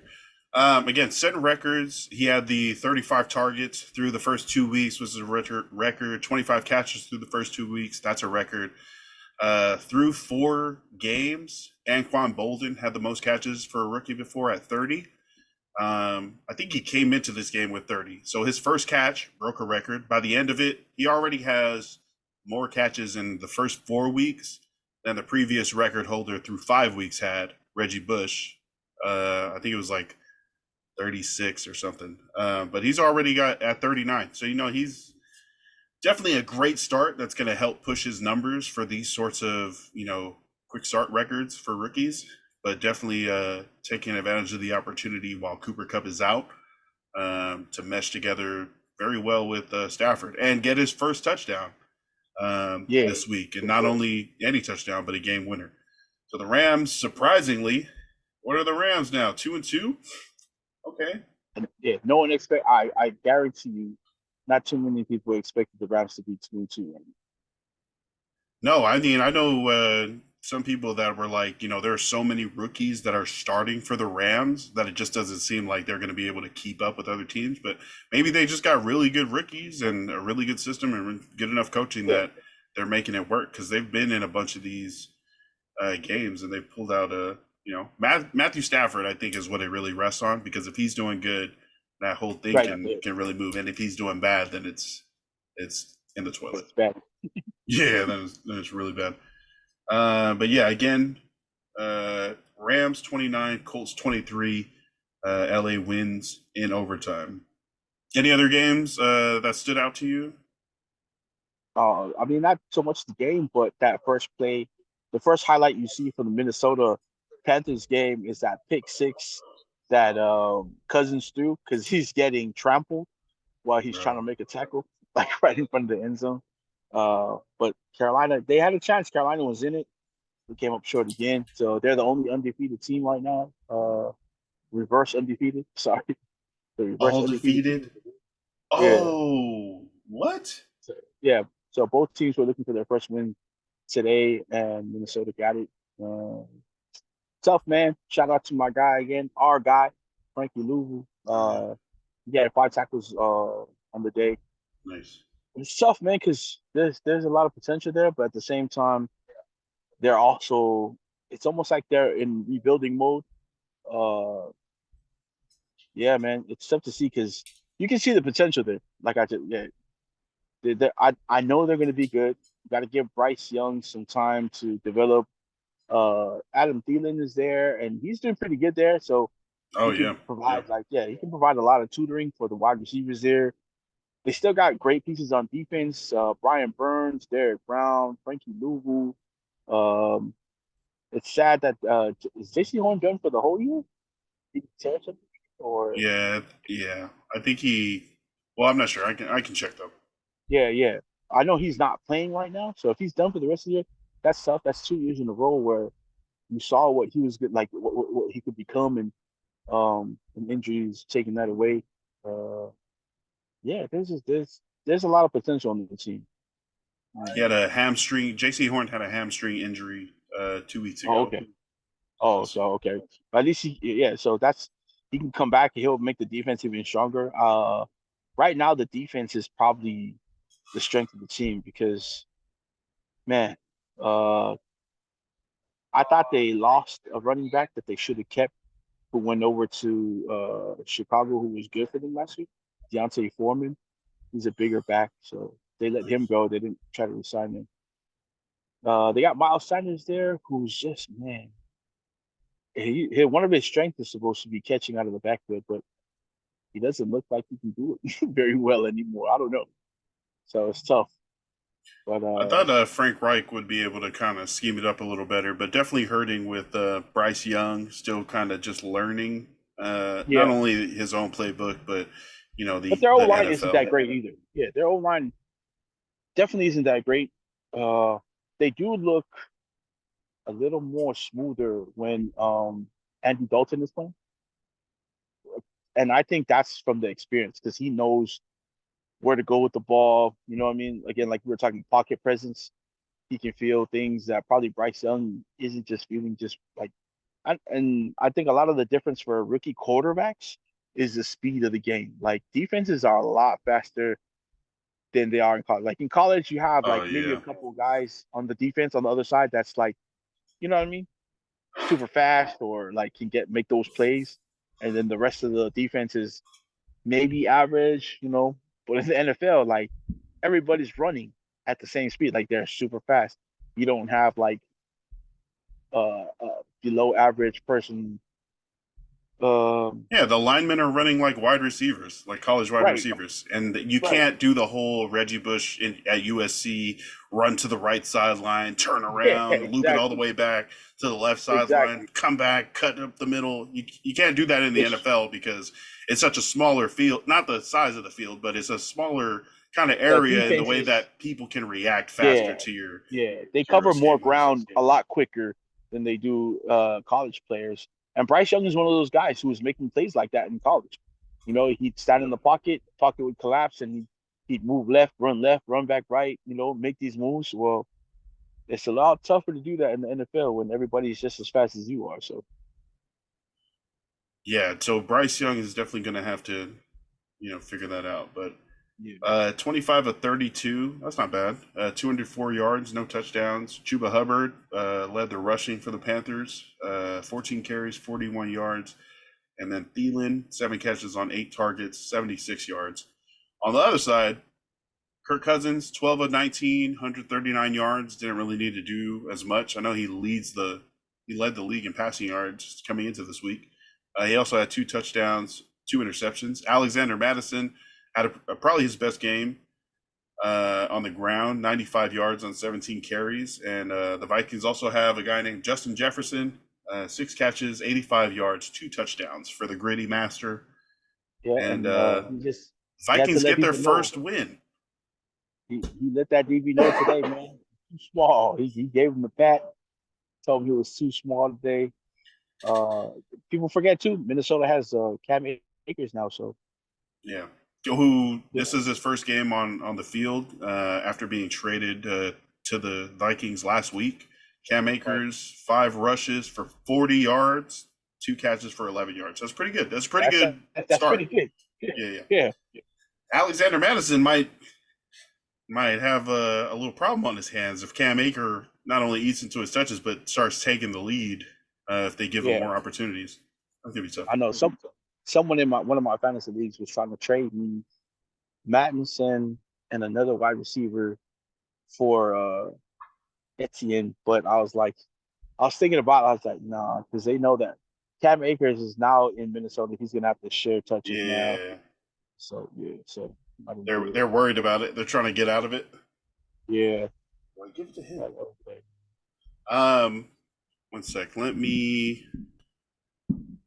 Another game. This one also has a 0-4 team at it at the end. The Denver Broncos went to Chicago to play Justin Fields and the Bears. The Bears had My a big Bears. lead in this game. Man, that's tough. You Uh, know, I'm a Bears. I'm a Justin Fields fan, man. I watched the quarterback one that was on Netflix, and he was one of the first quarterbacks on that show. So you I've like been a Justin fan. Fields? I do. I like him. I like him Good at Ohio guy. State.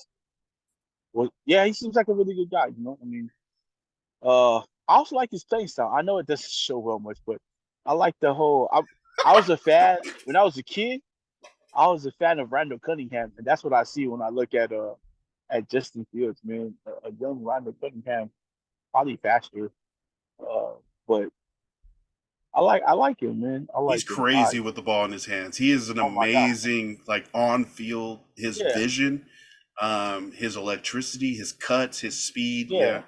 Justin Fields can, once he gets in the open field, can be gone. And he's shown time and time again through his first couple of years that he has that athleticism to score from anywhere on the field. Not necessarily through the air, but on See, the the thing, ground, the thing he is, can score from anywhere. the thing is, he throws a nice ball though. He throws a nice deep Yeah. ball as well. So He's what's the proven it at Ohio issue? State. Man, I think one of them is also him maybe thinking too hard, hearing all the noise that people are saying, He's being and coached then too much.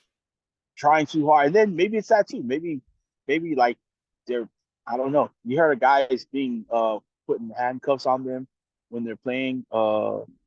Oh man. So I don't know. Like you know what? Jalen Hurts is I think he's a less athletic Justin Fields, but that offense is geared for him to succeed in it.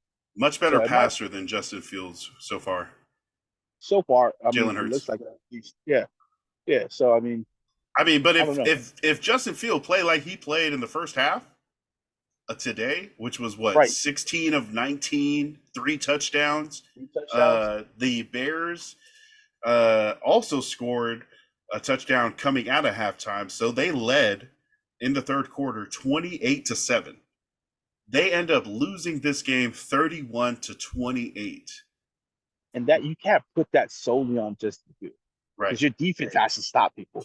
It's not like he threw like 7 pick sixes or anything like that. You know what I mean? So he threw 1 pick in the game, which was a costly one because that was the one that kind of sealed the win for Denver.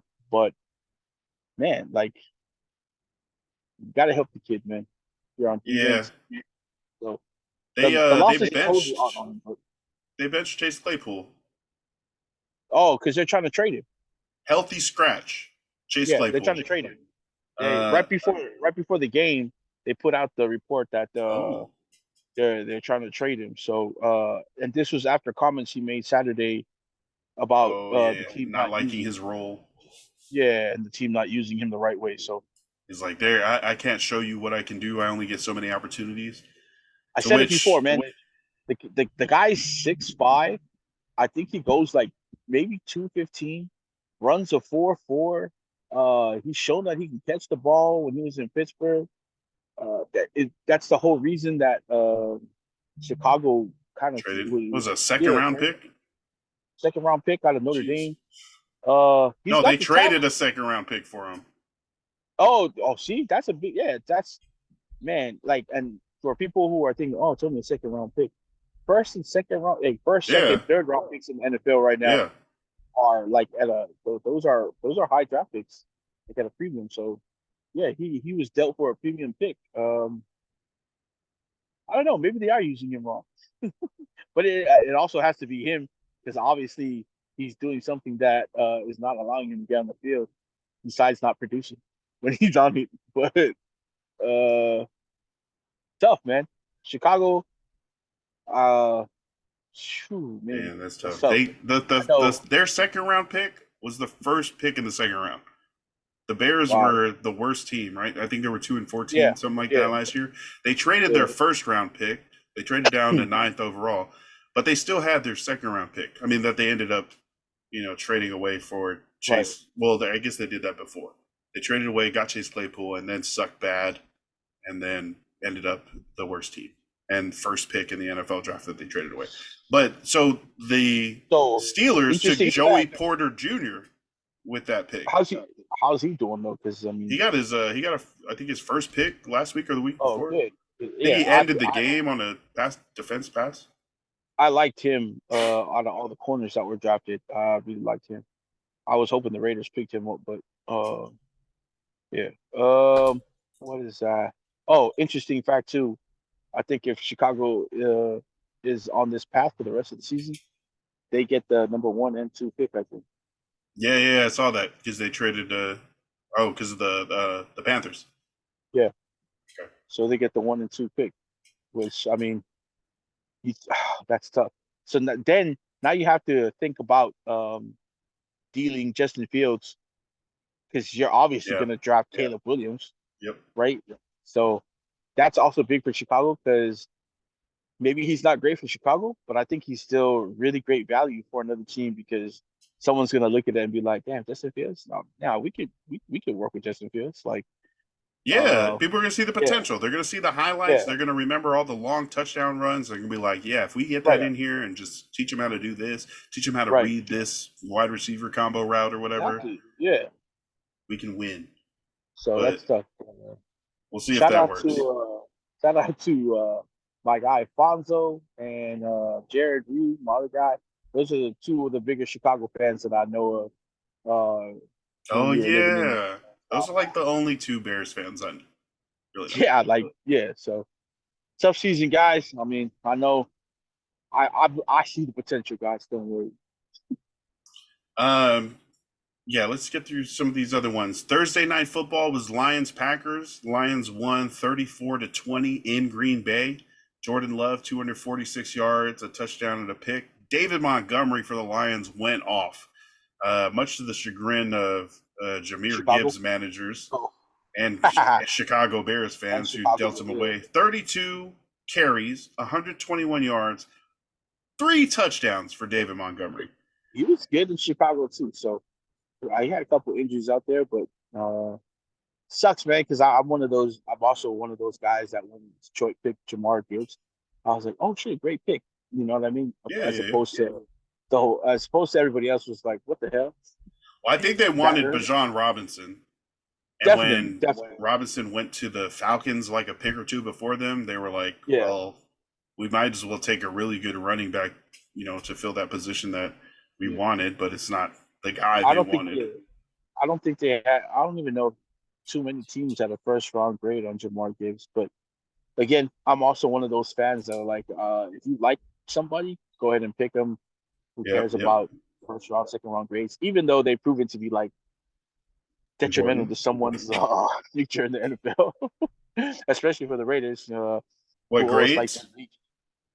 Yeah, like you know what I mean. That a couple years ago they reached for Alex Leatherwood. They also reached for Cleveland the Farrell. D. Yeah. Oh, that was a big reach. Then the DB from Ohio State that didn't do anything. Oh no. Red. Is that a what do you who do you blame Arnett. for the David consistent Arnett. like not missing on like the early picks? The current Talent scouts. GM, the No, I mean scouts. yeah. But again, it can't be their fault, like fully their fault, because you can tell your GM what you want about certain people, and your GM's just like, nah. You know what I That's mean? that's So, not part of my plan. right, I like that I guy. want No, you're wrong. I want So, I I want to mean, take this other guy but early. multiple GMs though, that's crazy because it's most like even Gary and Conley wasn't a Mayock pick. They picked him way too early. Um, yeah, they've had like super bad picks. Their draft history for like the last probably 10 years, like not counting Khalil Mack and Max Crosby, Yeah, Josh Jacobs. You know, those three guys are like out of all of them. Also, I mean, you probably give like an asterisk to Ruggs because right before that tragedy, it looked like he was about to just he was actually kill the coming into NFL. his own. Yeah, man. Way to use his speed to find that space, kind of Yeah, like Tyreek does. yeah. Like that's what you. I mean, that would have been like he was like a no one. Tyreek's Tyreek, but Yeah, like a poor man's Tyreek, I guess, like second level Tyreek, second tier. yeah, but definitely with that speed to take the top off, really stretch the Yeah, defense and open up yeah, other stuff. Yeah. Um, Yeah. So did you? Yeah, that was the. Sorry, yeah. the No, Lions on Thursday Night Football beat the Packers, moved to 3-1 over the Packers, who are he now did two and good. two, and the Shout out Lions to are number one in the NFC North. right. They like a lot of the pregame shows were talking about how dominant Benay's been all season, Nice. early in the season. Sorry, I don't want to make it sound like it's like halfway through the season, but yeah, early in the season, Benay's been really dominant. So shout out to that guy, man. He's just been consistently getting better and better every year, and there's no drop off. Like he's just been better every year. Like he's putting in the work to get better every year. So Oh I yeah. think you can literally say he's like a top five tackle in the league right now. So good for him. Uh, you ever watch Toy Story? I love it. They're making a new one, but I did not see the Toy Story game. That was too early, Yo, man. six Uh, thirty. Right, this game is played in London between the Falcons and the Jaguars. The Tottenham and Jaguars win 23-7 versus the visiting Atlanta Falcons. The Jaguars have been sent to play the London game more than any other team in the NFL. I think they've gone like 15, 16 times to play games I in London. wonder if someone in the ownership group is from London.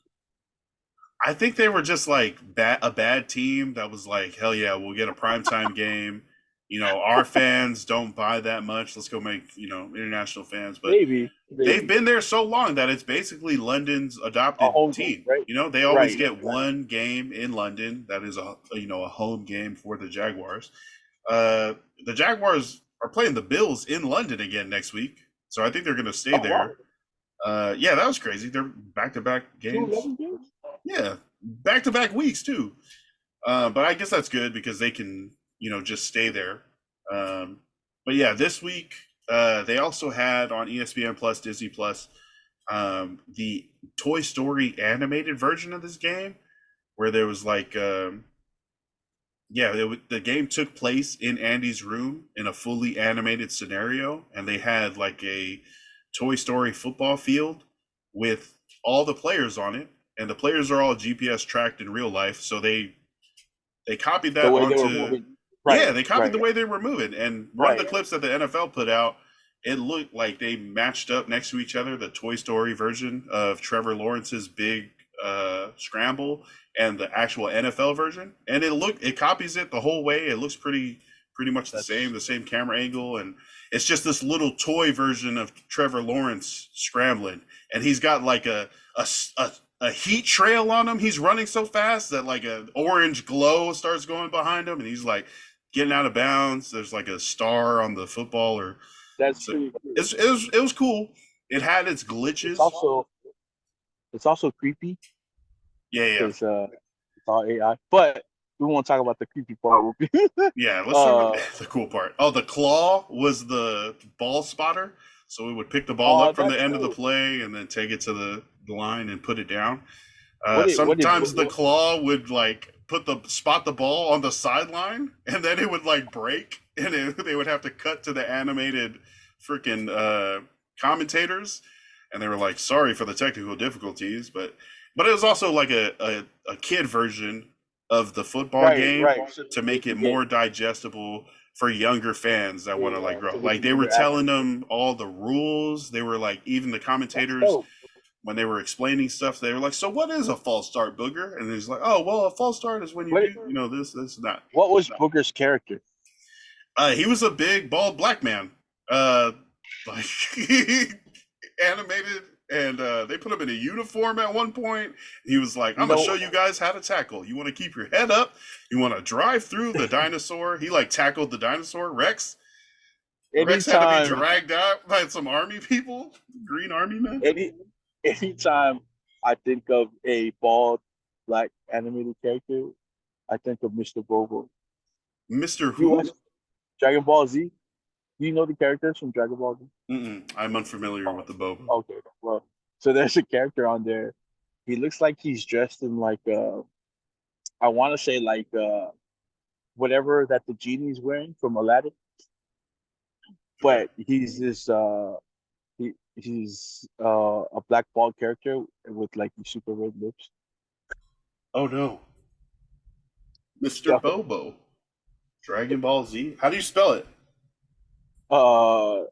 Man, I don't know. It's been a while. That's funny. Oh, I see. This looks like blackface, like incarnate. Holy shit! Right. So, man, how do you know he's bald? He's bald. Got a turban on. Yo, this is. You can't be that shiny and not be bald, man. You can't be shiny and not be bald, bro. Yo, okay. Anyways, back to. So Toy Story, they were explaining all the rules for the kids and stuff, but the actual game, Trevor Lawrence and the Jaguars in London win 23-7. Trevor Lawrence 23 of 30, 207 yards and a touchdown. Travis Etienne, 20 carries, 3 catches for 72 yards. Christian Kirk, you traded him away, huh? I did. 12 targets, 8 catches, 84 yards. After those first 2 games where it was like mostly Calvin Ridley, I feel like they've opened it back up. There was Zay Jones out. Christian Kirk is getting a lot of targets again. I mean, I didn't trade him because I didn't want him. Because I needed a running back because Saquon Barkley right now is getting super injured. And I wasn't sure if I was going to get like Matt Breida when in the thing. But yeah, Christian Kirk's going to be consistent, man. He finds spots to get open. Like he's your perfect slot receiver, I think. One of those guys that you like to have on your team that is going to get open in certain situations and produce for you. So yeah. Desmond Ridder for the Falcons, 19 of 31, 191 yards, touchdown and a pick. Bajan Robinson, 14 carries, 105 yards, as well as 5 catches for 32 yards.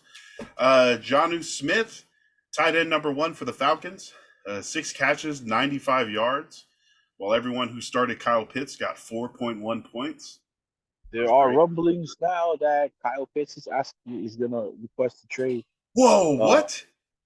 He's talking about he's not very happy also with the way the team's using him. He's being used as a blocking tight end instead of a freaking second receiver. Right. So, Jeez. there are some rumors that he might be looking to make a move, which would be interesting to see what teams would offer for him and which teams would make offers. So, yeah. Another team trying to make some moves. The Patriots are going to have to make some changes. They went to Dallas today, and I think the Cowboys were mad about last week when they lost to the Oh, Cardinals. I'm sure they were, and their defense again coming up big again today. I think they had like 2 touchdowns on defense. Yeah. So, man, uh, I know a lot of people were a little worried about them losing last week. Also not having Diggs, but um, again, it's the NFL, and that's your job as coaches is to find schemes to work when your guys go down, and you as a football player is to step up when your starters go down. So I think their defense as a whole is still great. So it's not too much worry. Not to take anything away from Diggs because Diggs is a great player at cornerback. Probably not the greatest cover cornerback, but even though people like to be mesmerized by his interception numbers, but that doesn't equate to you being a great cover corner, man cover corner. So Who's a man cover the corner? defense, Diggs. Oh, Trevon. Yeah. Yeah, Lost it for the year. yeah, That's that's tough. But tough. still, like last week, we were like, oh, they lost their cornerback, and now the Cardinals are eating. Right? Maybe Trevon Diggs That's not right. was a big That's point. yeah. And then this week, the Cowboys defense does what the Cowboys defense does. Mac I Jones think got last benched. week. So Belichick already put out a statement that he wasn't benched for play. He was benched so like he wouldn't get injured. Okay. Mac Jones is still their starter moving along in the future. Yeah, it's funny because I thought they cut Bailey Zappi They did. earlier, and then they re-signed him. What that's Yep. maybe it was to restructure his contract or something. I don't know, but Yeah, I think they yeah, were trying to look for. There was a point where Mac Jones was the only quarterback on the Patriots roster, and then eventually right. they Bailey Zappi, I guess, cleared waivers, and then they were able to re-sign him. But before he left the game, 12 to 21 for 150 yards, 2 interceptions. Ramondre Stevenson, 14 carries for 30 yards. That was tough. That was tough. Kendrick Bourne, 3 targets, 2 catches, 36 yards. He was also the target on a pretty bad pick six that the Cowboys took back. Juju, I don't know what's going on with Juju. 5 targets, a catch, 14 yards. But it's like I want him to get traded, like to a team that throws to him. It just, I Uh, mean, I don't. he tied for the team high in targets today, but it's still like it doesn't feel like real over the middle kind For of. him, and I'm not saying this, but he's got a ring, and he obviously left there. I don't know what his relationship was with Kansas City, but he left after he got his ring. But he also left to get a bigger bag when he went over to the Patriots. They were offering him, good money, and he decided Yeah, to go. So I'm not sure how happy he is with where he's at, but I mean, hey, my got the guy, bag. you got your ring, right? You got your ring, you got your money. You know what I mean? Yeah, but to be on the the opposite end of a 35 point defeat Yeah, that's and yeah, not get a bunch more passes right, thrown to you, that's got to be right. something with the with the Patriots quarterback's ability. They're not able to put the ball where it needs to be to find him, but it's definitely a big difference going from Mahomes to Bailey Zappi. For sure. Uh, Also, what's his name? But Mac Jones. For everybody who was like, yeah, Mac Jones is going to be a better quarterback in the NFL than Tua. Well, in your face, you fuckers. oh my gosh, you remember Mac Jones when was like rumored to be the one that the Niners were going to go after at number 3? Right. There That was was me, crazy. like, not that they did any better with Trey Lance, but Yeah, for real. The Niners definitely regret trading up. Yeah, that's crazy. They traded up and didn't even know which quarterback they wanted. But the top two guys were, yeah, that's, man. Anyways. yeah. So I mean, 38 to 3. The Cowboys moved to 3-1, second place behind the Eagles in the NFC East. The Patriots fall to 1-3. They're going to be trailing the Dolphins and the Bills in the AFC East. What and are, they Dallas travels to San Francisco next week. Is yeah, that who they play next week? is it? I think so. Let me check. I can click right here. Yep, at 49ers. Looks like That's gonna be a Sunday good Night Football. Nice. thing. You know who did win today that people aren't really up on, and also I seen you drop the quarterback was the Bucks. The Bucks won today, and you know what? After you dropped Baker shit, Mayfield. after you dropped Baker Mayfield, he started playing ball. He got That's mad. funny. I think so. He saw No you drop him, respect. right? But This is pretty yeah, crazy, especially in a division game. The Tampa Bay Buccaneers visit the New Orleans Saints and win 26-9 to move to 3-1, and I think and first mind you, place in the NFC yeah, South. yeah, and then New Orleans is supposed to have a top tier defense, so uh, Derek Carr was back. and Derek Carr was back, you know, so same problems for Carr, different team. Ha ha. Is Carr going to be allowed to retire a Raider? I think yeah. I mean that's the philosophy for every Raider. Once a Raider, always a Raider. So But I he is think like mad, right? Because you guys made his wife cry or something. I mean well she shouldn't. No, I'm just kidding. I was Shut about up. to say. He should. Uh, no, you know what? That's he's supposedly has good relations with Mark Davis, Yeah. and that's his. The whole thing is he always plans to come back and retire as a Raider. So I mean, yeah. hopefully that happens. I've always liked Derek Carr as a person and player. I Oh hated yeah, that for he sure. was always doing great things for the Raiders, especially against us. Oh, I But love that part. yeah, it was probably your favorite part. But yeah, definitely wish him well, and hopefully there can be some sort of Derek Raider reunion For later. sure. Because I know a bunch of Raider fans are probably in the same boat as you and like, fuck that guy, he's not a Raider anymore. Oh my gosh. Oh, Man, I'm not that bad. Like I still like Derek Carr, but there are Raider fans.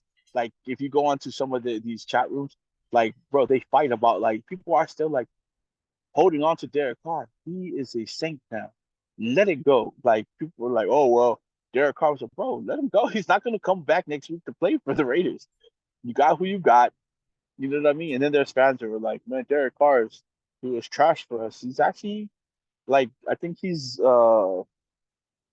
he might be one of the greater. Like he hasn't won much in playoff Yeah. wise. You know what I mean? He hasn't won. He got like two playoff appearances, I think, with the Raiders. But numbers wise, he's probably one of the, I guess, one or two top in Raiders history. Oh yeah. I forgot Yeah, about that. yeah, Yeah, he set a bunch of like franchise records. He was there yeah. for so So long. Did I if mean, who do you think would have won more games for the Raiders this season, Jimmy G or Derek Carr? Derek Carr, because But it was like it was a move for the future that you had to get rid of him. right, right. Just he wasn't meshing well with the coaching staff, you know, and then it's hard to play somewhere where everybody every week someone's like, you know what I mean? With some fans are talking about it's your fault, and then another group of people are talking about, you know, trade him or when are you going to trade him or speculating Mm-hmm. different trades. You know what I mean? That's tough, not just for Derek Carr, for any player. Like if you're on a team where you're being questioned like every week uh, in a team sport, you know what I mean? Like, Hey, it's your fault only. right? Like how dare you like not stop that touchdown while you're playing offense? You know what I mean? Like okay, like While you're playing offense. How come you right. didn't stop Like that touchdown? how can you didn't intercept that ball playing quarterback? Okay.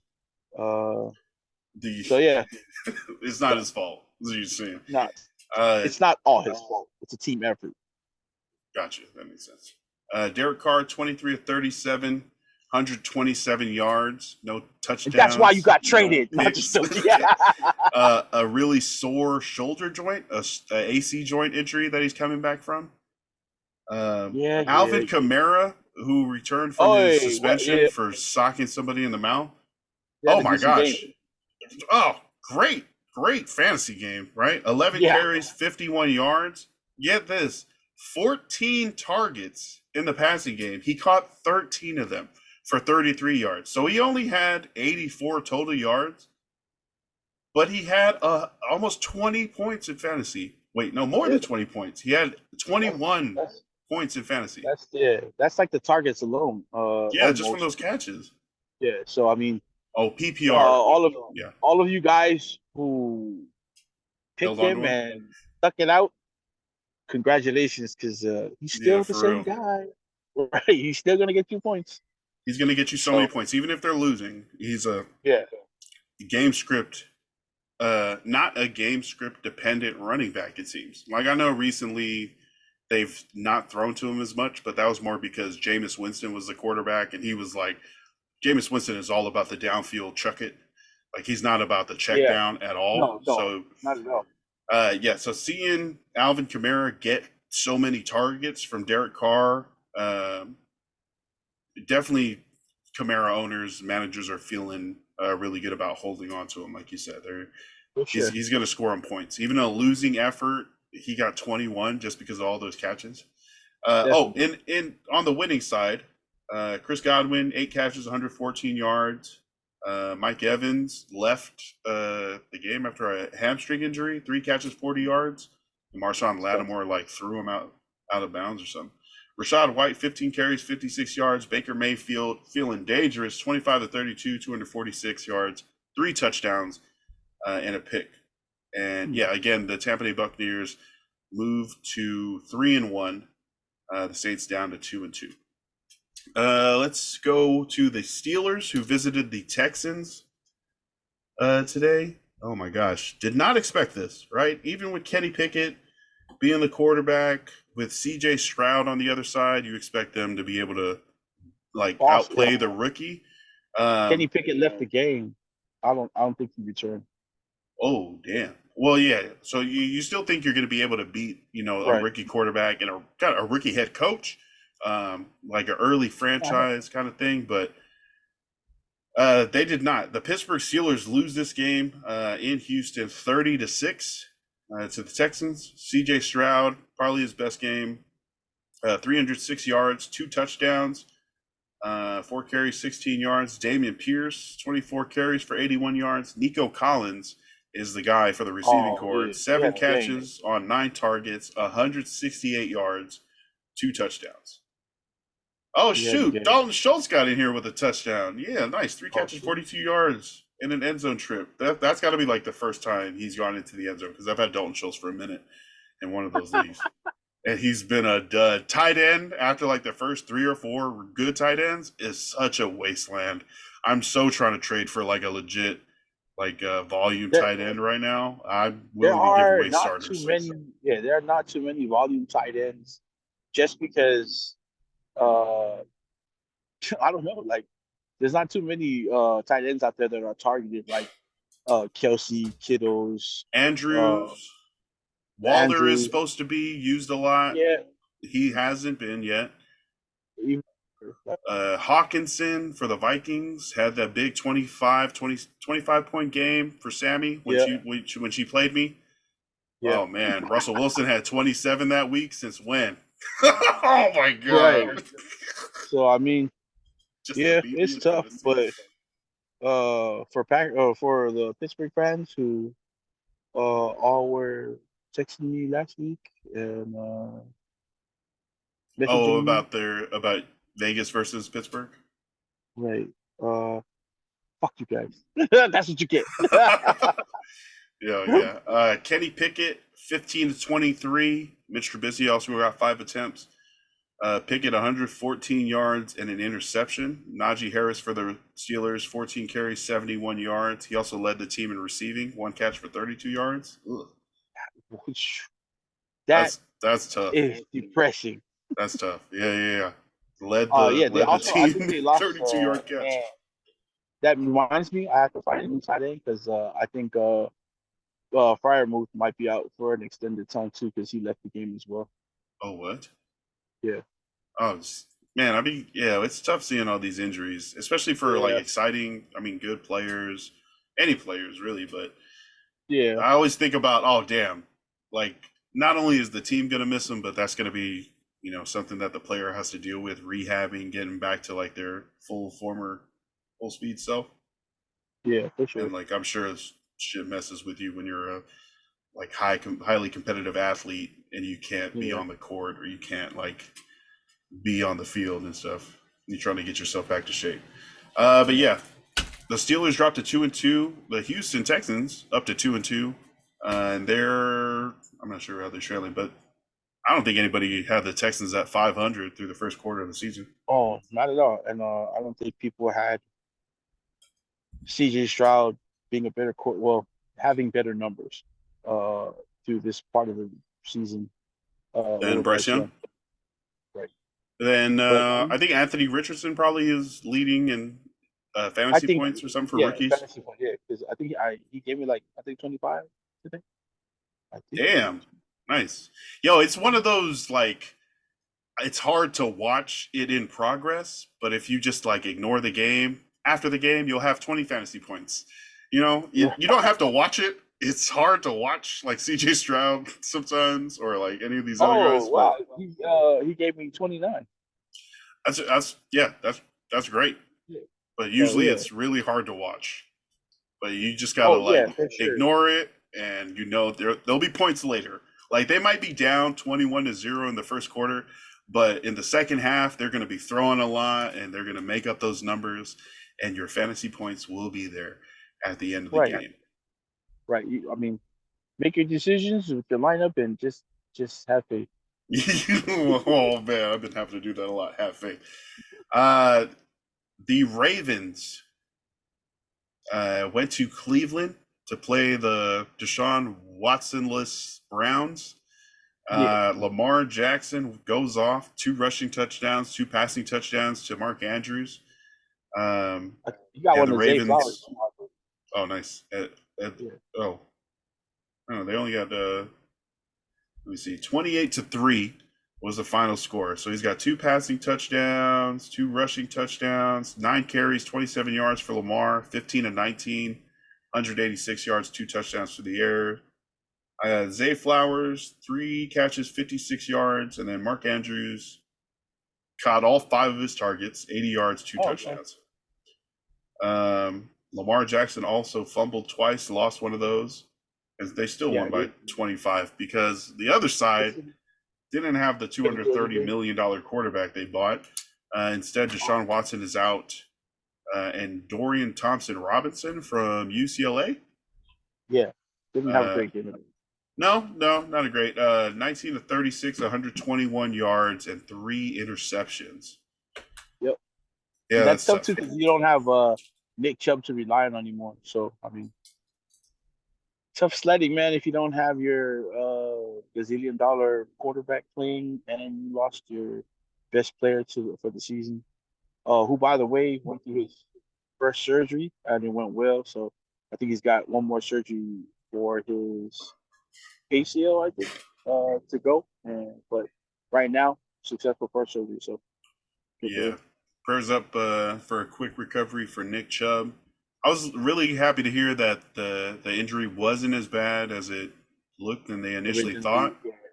And they were able to, have a successful surgery. And like you said, they actually do have to attend to that ACL for Nick Chubb. yeah, But after that, hopefully he's able to recover and get back, to his job, what he yeah. makes What he money does doing. best. Yep. The last game, was that the last game? That was the last Might game. be. That was the last game. We have our Monday Night Football preview. The Seahawks are going to the Giants. Um, any So thoughts? yeah, I'm gonna need DK to score like a gazillion points so I can win in one of my leagues. And then uh, I need Matt Breda as well to put up some points too. Because I think it's a game time decision, but I'm pretty sure Barkley's Saquon's not out. playing tomorrow. Yeah. Yeah. Yeah, the Seahawks 2-1 travel to New Jersey to MetLife Stadium, where the Seahawks are 5-0 since 2010 when they opened that stadium. The Yeah. Seahawks have not lost in that stadium when they play the Giants or the Jets. So they're probably going to lose tomorrow because I mentioned that. But Yeah, because you just been jinxing everybody. The jinx. Seattle is favored by 1.5 points, so just barely. So it should be a good game. Over under is 47. So what does that mean? 24 to 23. Kind of the projected score there using the line and the over or the under. But yeah, Geno Smith versus Daniel Jones. Saquon Barkley won't play, so Matt Breida, Eric Gray versus Kenneth Walker, Zach Charbonnet. Yeah. The wide receiver group, so I got to give it to the Seahawks. At least name recognition, we know them more. Metcalf, Lockett, JSN. Yeah. The wide receivers for the Giants, Sterling Shepard. Did they say Shepard?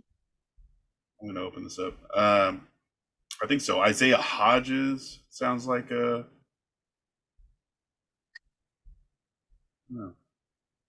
But who do you have in this game? Who do you think? How do you think it's gonna go? I like the. I hate to say this. It hurts me. I like the Seahawks. I have to. For me personally, you know what? I also have Kenneth Walker too in one of my leagues, so I have to like them right now. But no, I think they're the better team. Yeah. Defense a little suspect, but I think their offense can get it done. Jamal Adams is back for the Seahawks this game. Pertaining to Barkley, sprained his right ankle in a win in Arizona on September 17th. So he's had 11 days. He's more than 11 days and had to sit out the following Thursday night at San Francisco. So he's had 11 days since then, suffering that high ankle sprain, uncertain whether he will play. But he practiced on a limited basis all this week. And last time he had a high ankle sprain, ESPN says, was in 2019, where Barkley missed 3 games. Have you had to play Matt Breida? I have. He actually did all right for me not too long ago. The first week that Barkley got hurt. Mm-hmm. Yeah. Yeah, so I think Matt Breida's a pretty good vet, and he gets what he needs to get. But I also like the Seahawks. Tough traveling to the East Coast, but it's a primetime game, so they'll have plenty of time to be there and get right. Yeah. I like Geno Smith over Daniel Jones. Although I thought Daniel Jones was going to be, I bought way into the Brian Daboll made Josh Allen talk, and I was like, well, then he's got this guy who he can turn into Josh Allen, but this guy also runs. Josh Allen, he's one of the better mobile quarterbacks. Yeah. I don't know. He has them put like all together. And there's not one time where I watched Daniel Jones and I'm thinking, nah, this fool's he's about to be great. You know what I mean? I saw him run for like an 80-yard almost touchdown, and I was like, oh yeah, I need that. That's 15 points in one play. I've seen somebody scale a wall being chased by dogs. I didn't think he was going to be Spider-Man. You said he was running for his life. That was just instinct. Yeah. You live in American Samoa, you know what I'm talking about, man. Oh, hell yeah. Huff, huff. Grab a rock. If you think you're fast, some of these dogs in Samoa, you put them in the combine, they probably run like 4.1s. I've never lost to a dog. Hey, man, I've been a victim once. Damn. Yeah, probably twice, actually. But, no, I like offensive. Kenneth Walker. Well, then. Kenneth Walker, I like him, man. And I like that he hasn't given up his job to Zach Charbonnet in the first quarter of the season. No. He's a great runner, man. He was great at Michigan State.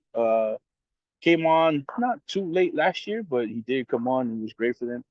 But anytime you have like him and like guys like DK Metcalf and Lockett on the team, like that gives you a fighting chance on offensive. And like you said, they got their outside linebacker coming back this week, Jamal Adams.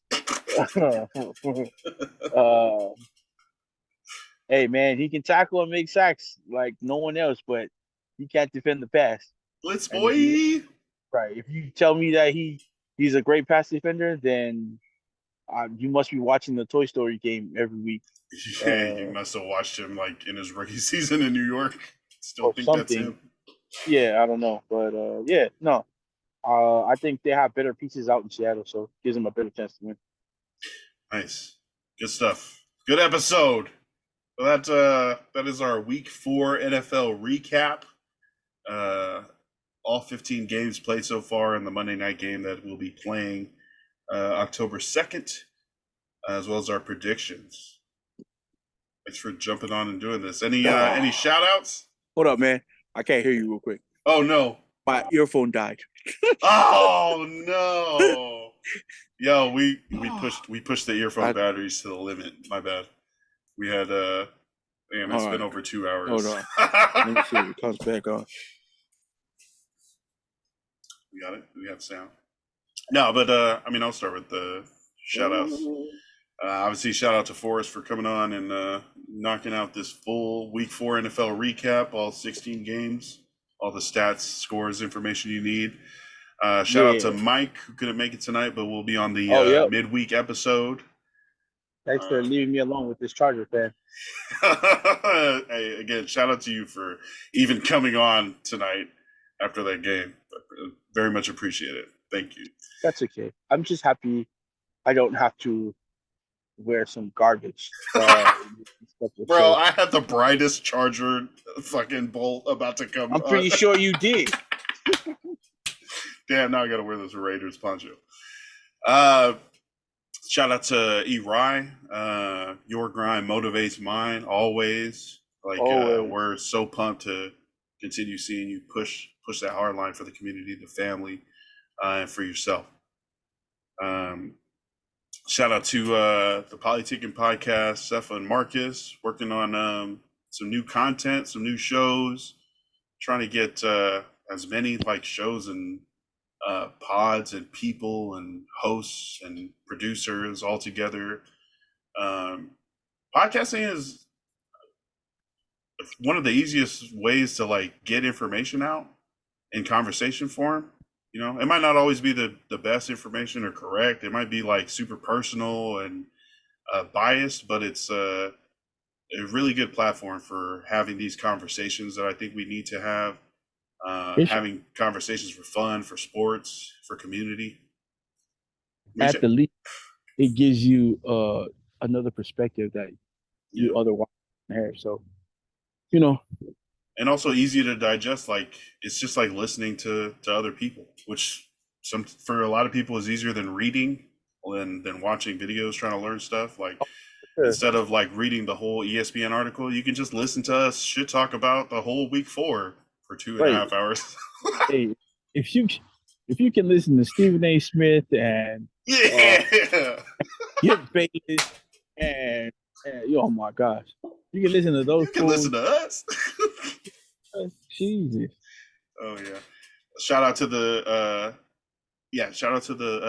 pod boys over there, and everybody in our network. We're going to be trying to grow the shows, grow the content. Hopefully we can just do this instead of having to go to day jobs and stuff. We can just be the Ringer, the Polynesian sports ESPN, or not even just sports, man. There's just so much other topics that I want to make shows about and consistently put out that information. So for sure, sports is just a thing that we enjoy, and it's something that everybody can talk about. We know a lot of people who play sports. Yeah. We know a lot of people in the community, whether they be coaches, players themselves, or even trainers. So, I mean, if you guys are in that area of that circle of people, and you also want to do podcasting, for sure, reach out. Bro, hit us up if you want to start a podcast about some whatever you like to talk about and are excited about. I will do that podcast with you. I might not know everything about anything, but that's what books are for. I would be happy to walk through that, to get that set up, to get that launched, and definitely it's fun. You get to like hang out with your friends for a couple hours a week and have these conversations, talk through stuff that you guys love. So yeah, if you're interested in making a podcast with your friends or just about anything, hit us up. Or freaking just hop on this podcast for a while. See how you like it. Right. Any shout outs for you? Yeah, to every Charger fan who's gonna have to pay double to get into a bar that I'm standing in front of next weekend. It's worth it. Right. Like I said in my Facebook post, it's $50 for you and a slap on the back of your neck. For Chargers? Oh, is that you? Sorry. I might not go. $50 and a smack. Nah, yeah. We'll bypass the slap for you. You just have to wear the poncho in front of my bar. Got it. I won, but I lost. Damn. There you go. Yeah, man. Long week, but I did get to watch like I said, Notre Dame won. So shout out to them. Honestly, I'm a much bigger fan of college football, college basketball too, actually. I just feel like a lot of those guys, I don't know. I feel like they play harder. It's different now because they got the NIL. So, I mean, a lot of guys are making money out there in college football, but I also feel like they have more to prove, more to play for because they're trying to make the league. Games are exciting, you know. So, yeah. It's more pure. But it's fun to see, again, all the Polynesian kids playing right now out playing college ball, Division I football. You know, man, every week you see some up and coming Polynesian kid playing. USC has a ton. A lot of their commits too. Notre Dame has a pipeline to Hawaii now, so they've got kids, but they also got a linebacker coming from Kingston Villamu Asa, coming from California, who's depending on who you talk to, is either 1 or 2 in California as a linebacker. And coaches too. Shout out to Joe Salavell, who's having a great season right now down at Miami. He's got 2 boys straight from American Samoa, the Maui Noah brothers, who are balling out right now out in Miami. Shout out to him. Yeah, man. Shout out to you, man, for fucking winning today. God damn it. You know what? I did my part, and thank you. I accept that shout out. Appreciate it. Jinxed us. Yeah. Bro. For future reference, if you guys are wondering what I'm talking about, me and Lance were chatting in our chat in the chat, and the Raiders started to make moves, and Lance was talking about it. And he was like, the Raiders on the move. This is what I said. I said the Chargers fail on 4th and short, fail to convert, and here come the Raiders. And 2 plays later, it was an interception to Asante Samuel Jr. interception. And then he slid and kneeled it, and I was like, "Bro, you should have gone. You should have gone." Because he had no one in front of him. Yeah. And, like, it was funny because I don't know if he was thinking to run at the time, but had you scored the touchdown anyway, the game would have been over because that's a 2 touchdown lead. Like, you dummy. Bro, you so bad. You and your dad suck. No. Yo, his dad doesn't like Bill Belichick. He's been talking shit about him recently on Twitter. Yeah, well, they're both part of the him and Belichick are both part of the Tuck Rule game. Who, by the way, we didn't get that rule. Of course, the rule that was made during the game that we got screwed on, we don't get it called for us. Obviously. Not today. That was obviously a fumble. Yeah. The tip of the ball was pointing back towards him, just barely. I'm going forward, man. I also thought too. I thought that was an incomplete pass, but we'll take it. Great episode. Respect for you to coming on the pod for 2.5 hours after a tough week like this with the Raiders, doing what the Raiders do. Hey, there's one thing I'm going to always be consistent about is I know my team's not great right now, but they're not great. I'm always going to acknowledge it, but I'm also going to talk shit no matter what. So, hell yeah. Yeah, like I said on Facebook, everybody's seen it. Your dog's a hoe. So it's the dog's family. They have ticks and Man, big mad, big mad. Big appreciative of you coming on, and for everybody for making it this far. Thank you so much for loving football so much that you listen to it and us talk for so long. But we love breaking down. We could do this for 3-4 hours. I feel like we could really stretch these recap episodes out. We won't because that's long. Yeah. But Long.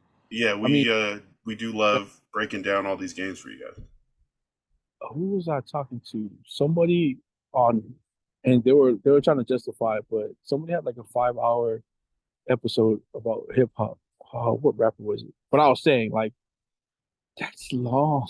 Like That's pretty long. I know you can talk about it because it's hip hop and the history with it, but like how many people are gonna stay on for a 5-hour podcast? I'm saying, so it's like a really good stand-up comedy joke. Like at the beginning, everyone laughs, but if you keep going like on a tangent and like further and further down one joke, it eventually is just for a very select niche group of people that are just laughing their asses off while everyone else has already moved on. Right. That's who you would like, people that want to deep dive, or somebody that's got like a big ass house they got to clean and they just put it on in the background. But it's probably somebody that loves football so much or loves hip hop so much that they would listen to like a 5-hour. It's not going to be everybody, definitely not. But for those few people that it works for, it's going to work so well. They're going to appreciate it so much, and they're going to like be like true fans of that. For sure. I guess that podcast or that whatever media that was. It's not going to leave them. Is what I think. But I also agree that I'm not listening to a 5-hour podcast, at least not in one day, maybe like in a week or 2. No, because I gotta eat and I gotta smoke, and so Yeah, I got life to do. Yeah, Right. Thank you everybody for listening. We gotta wrap it. That is our episode for this week. Full game recap from week 4. Shout out to Forrest. I am Lance. We'll see you guys on Wednesday for the midweek episode. But until then, stay hydrated, stay blessed, stay ballin', love and light. Peace. Ching ching.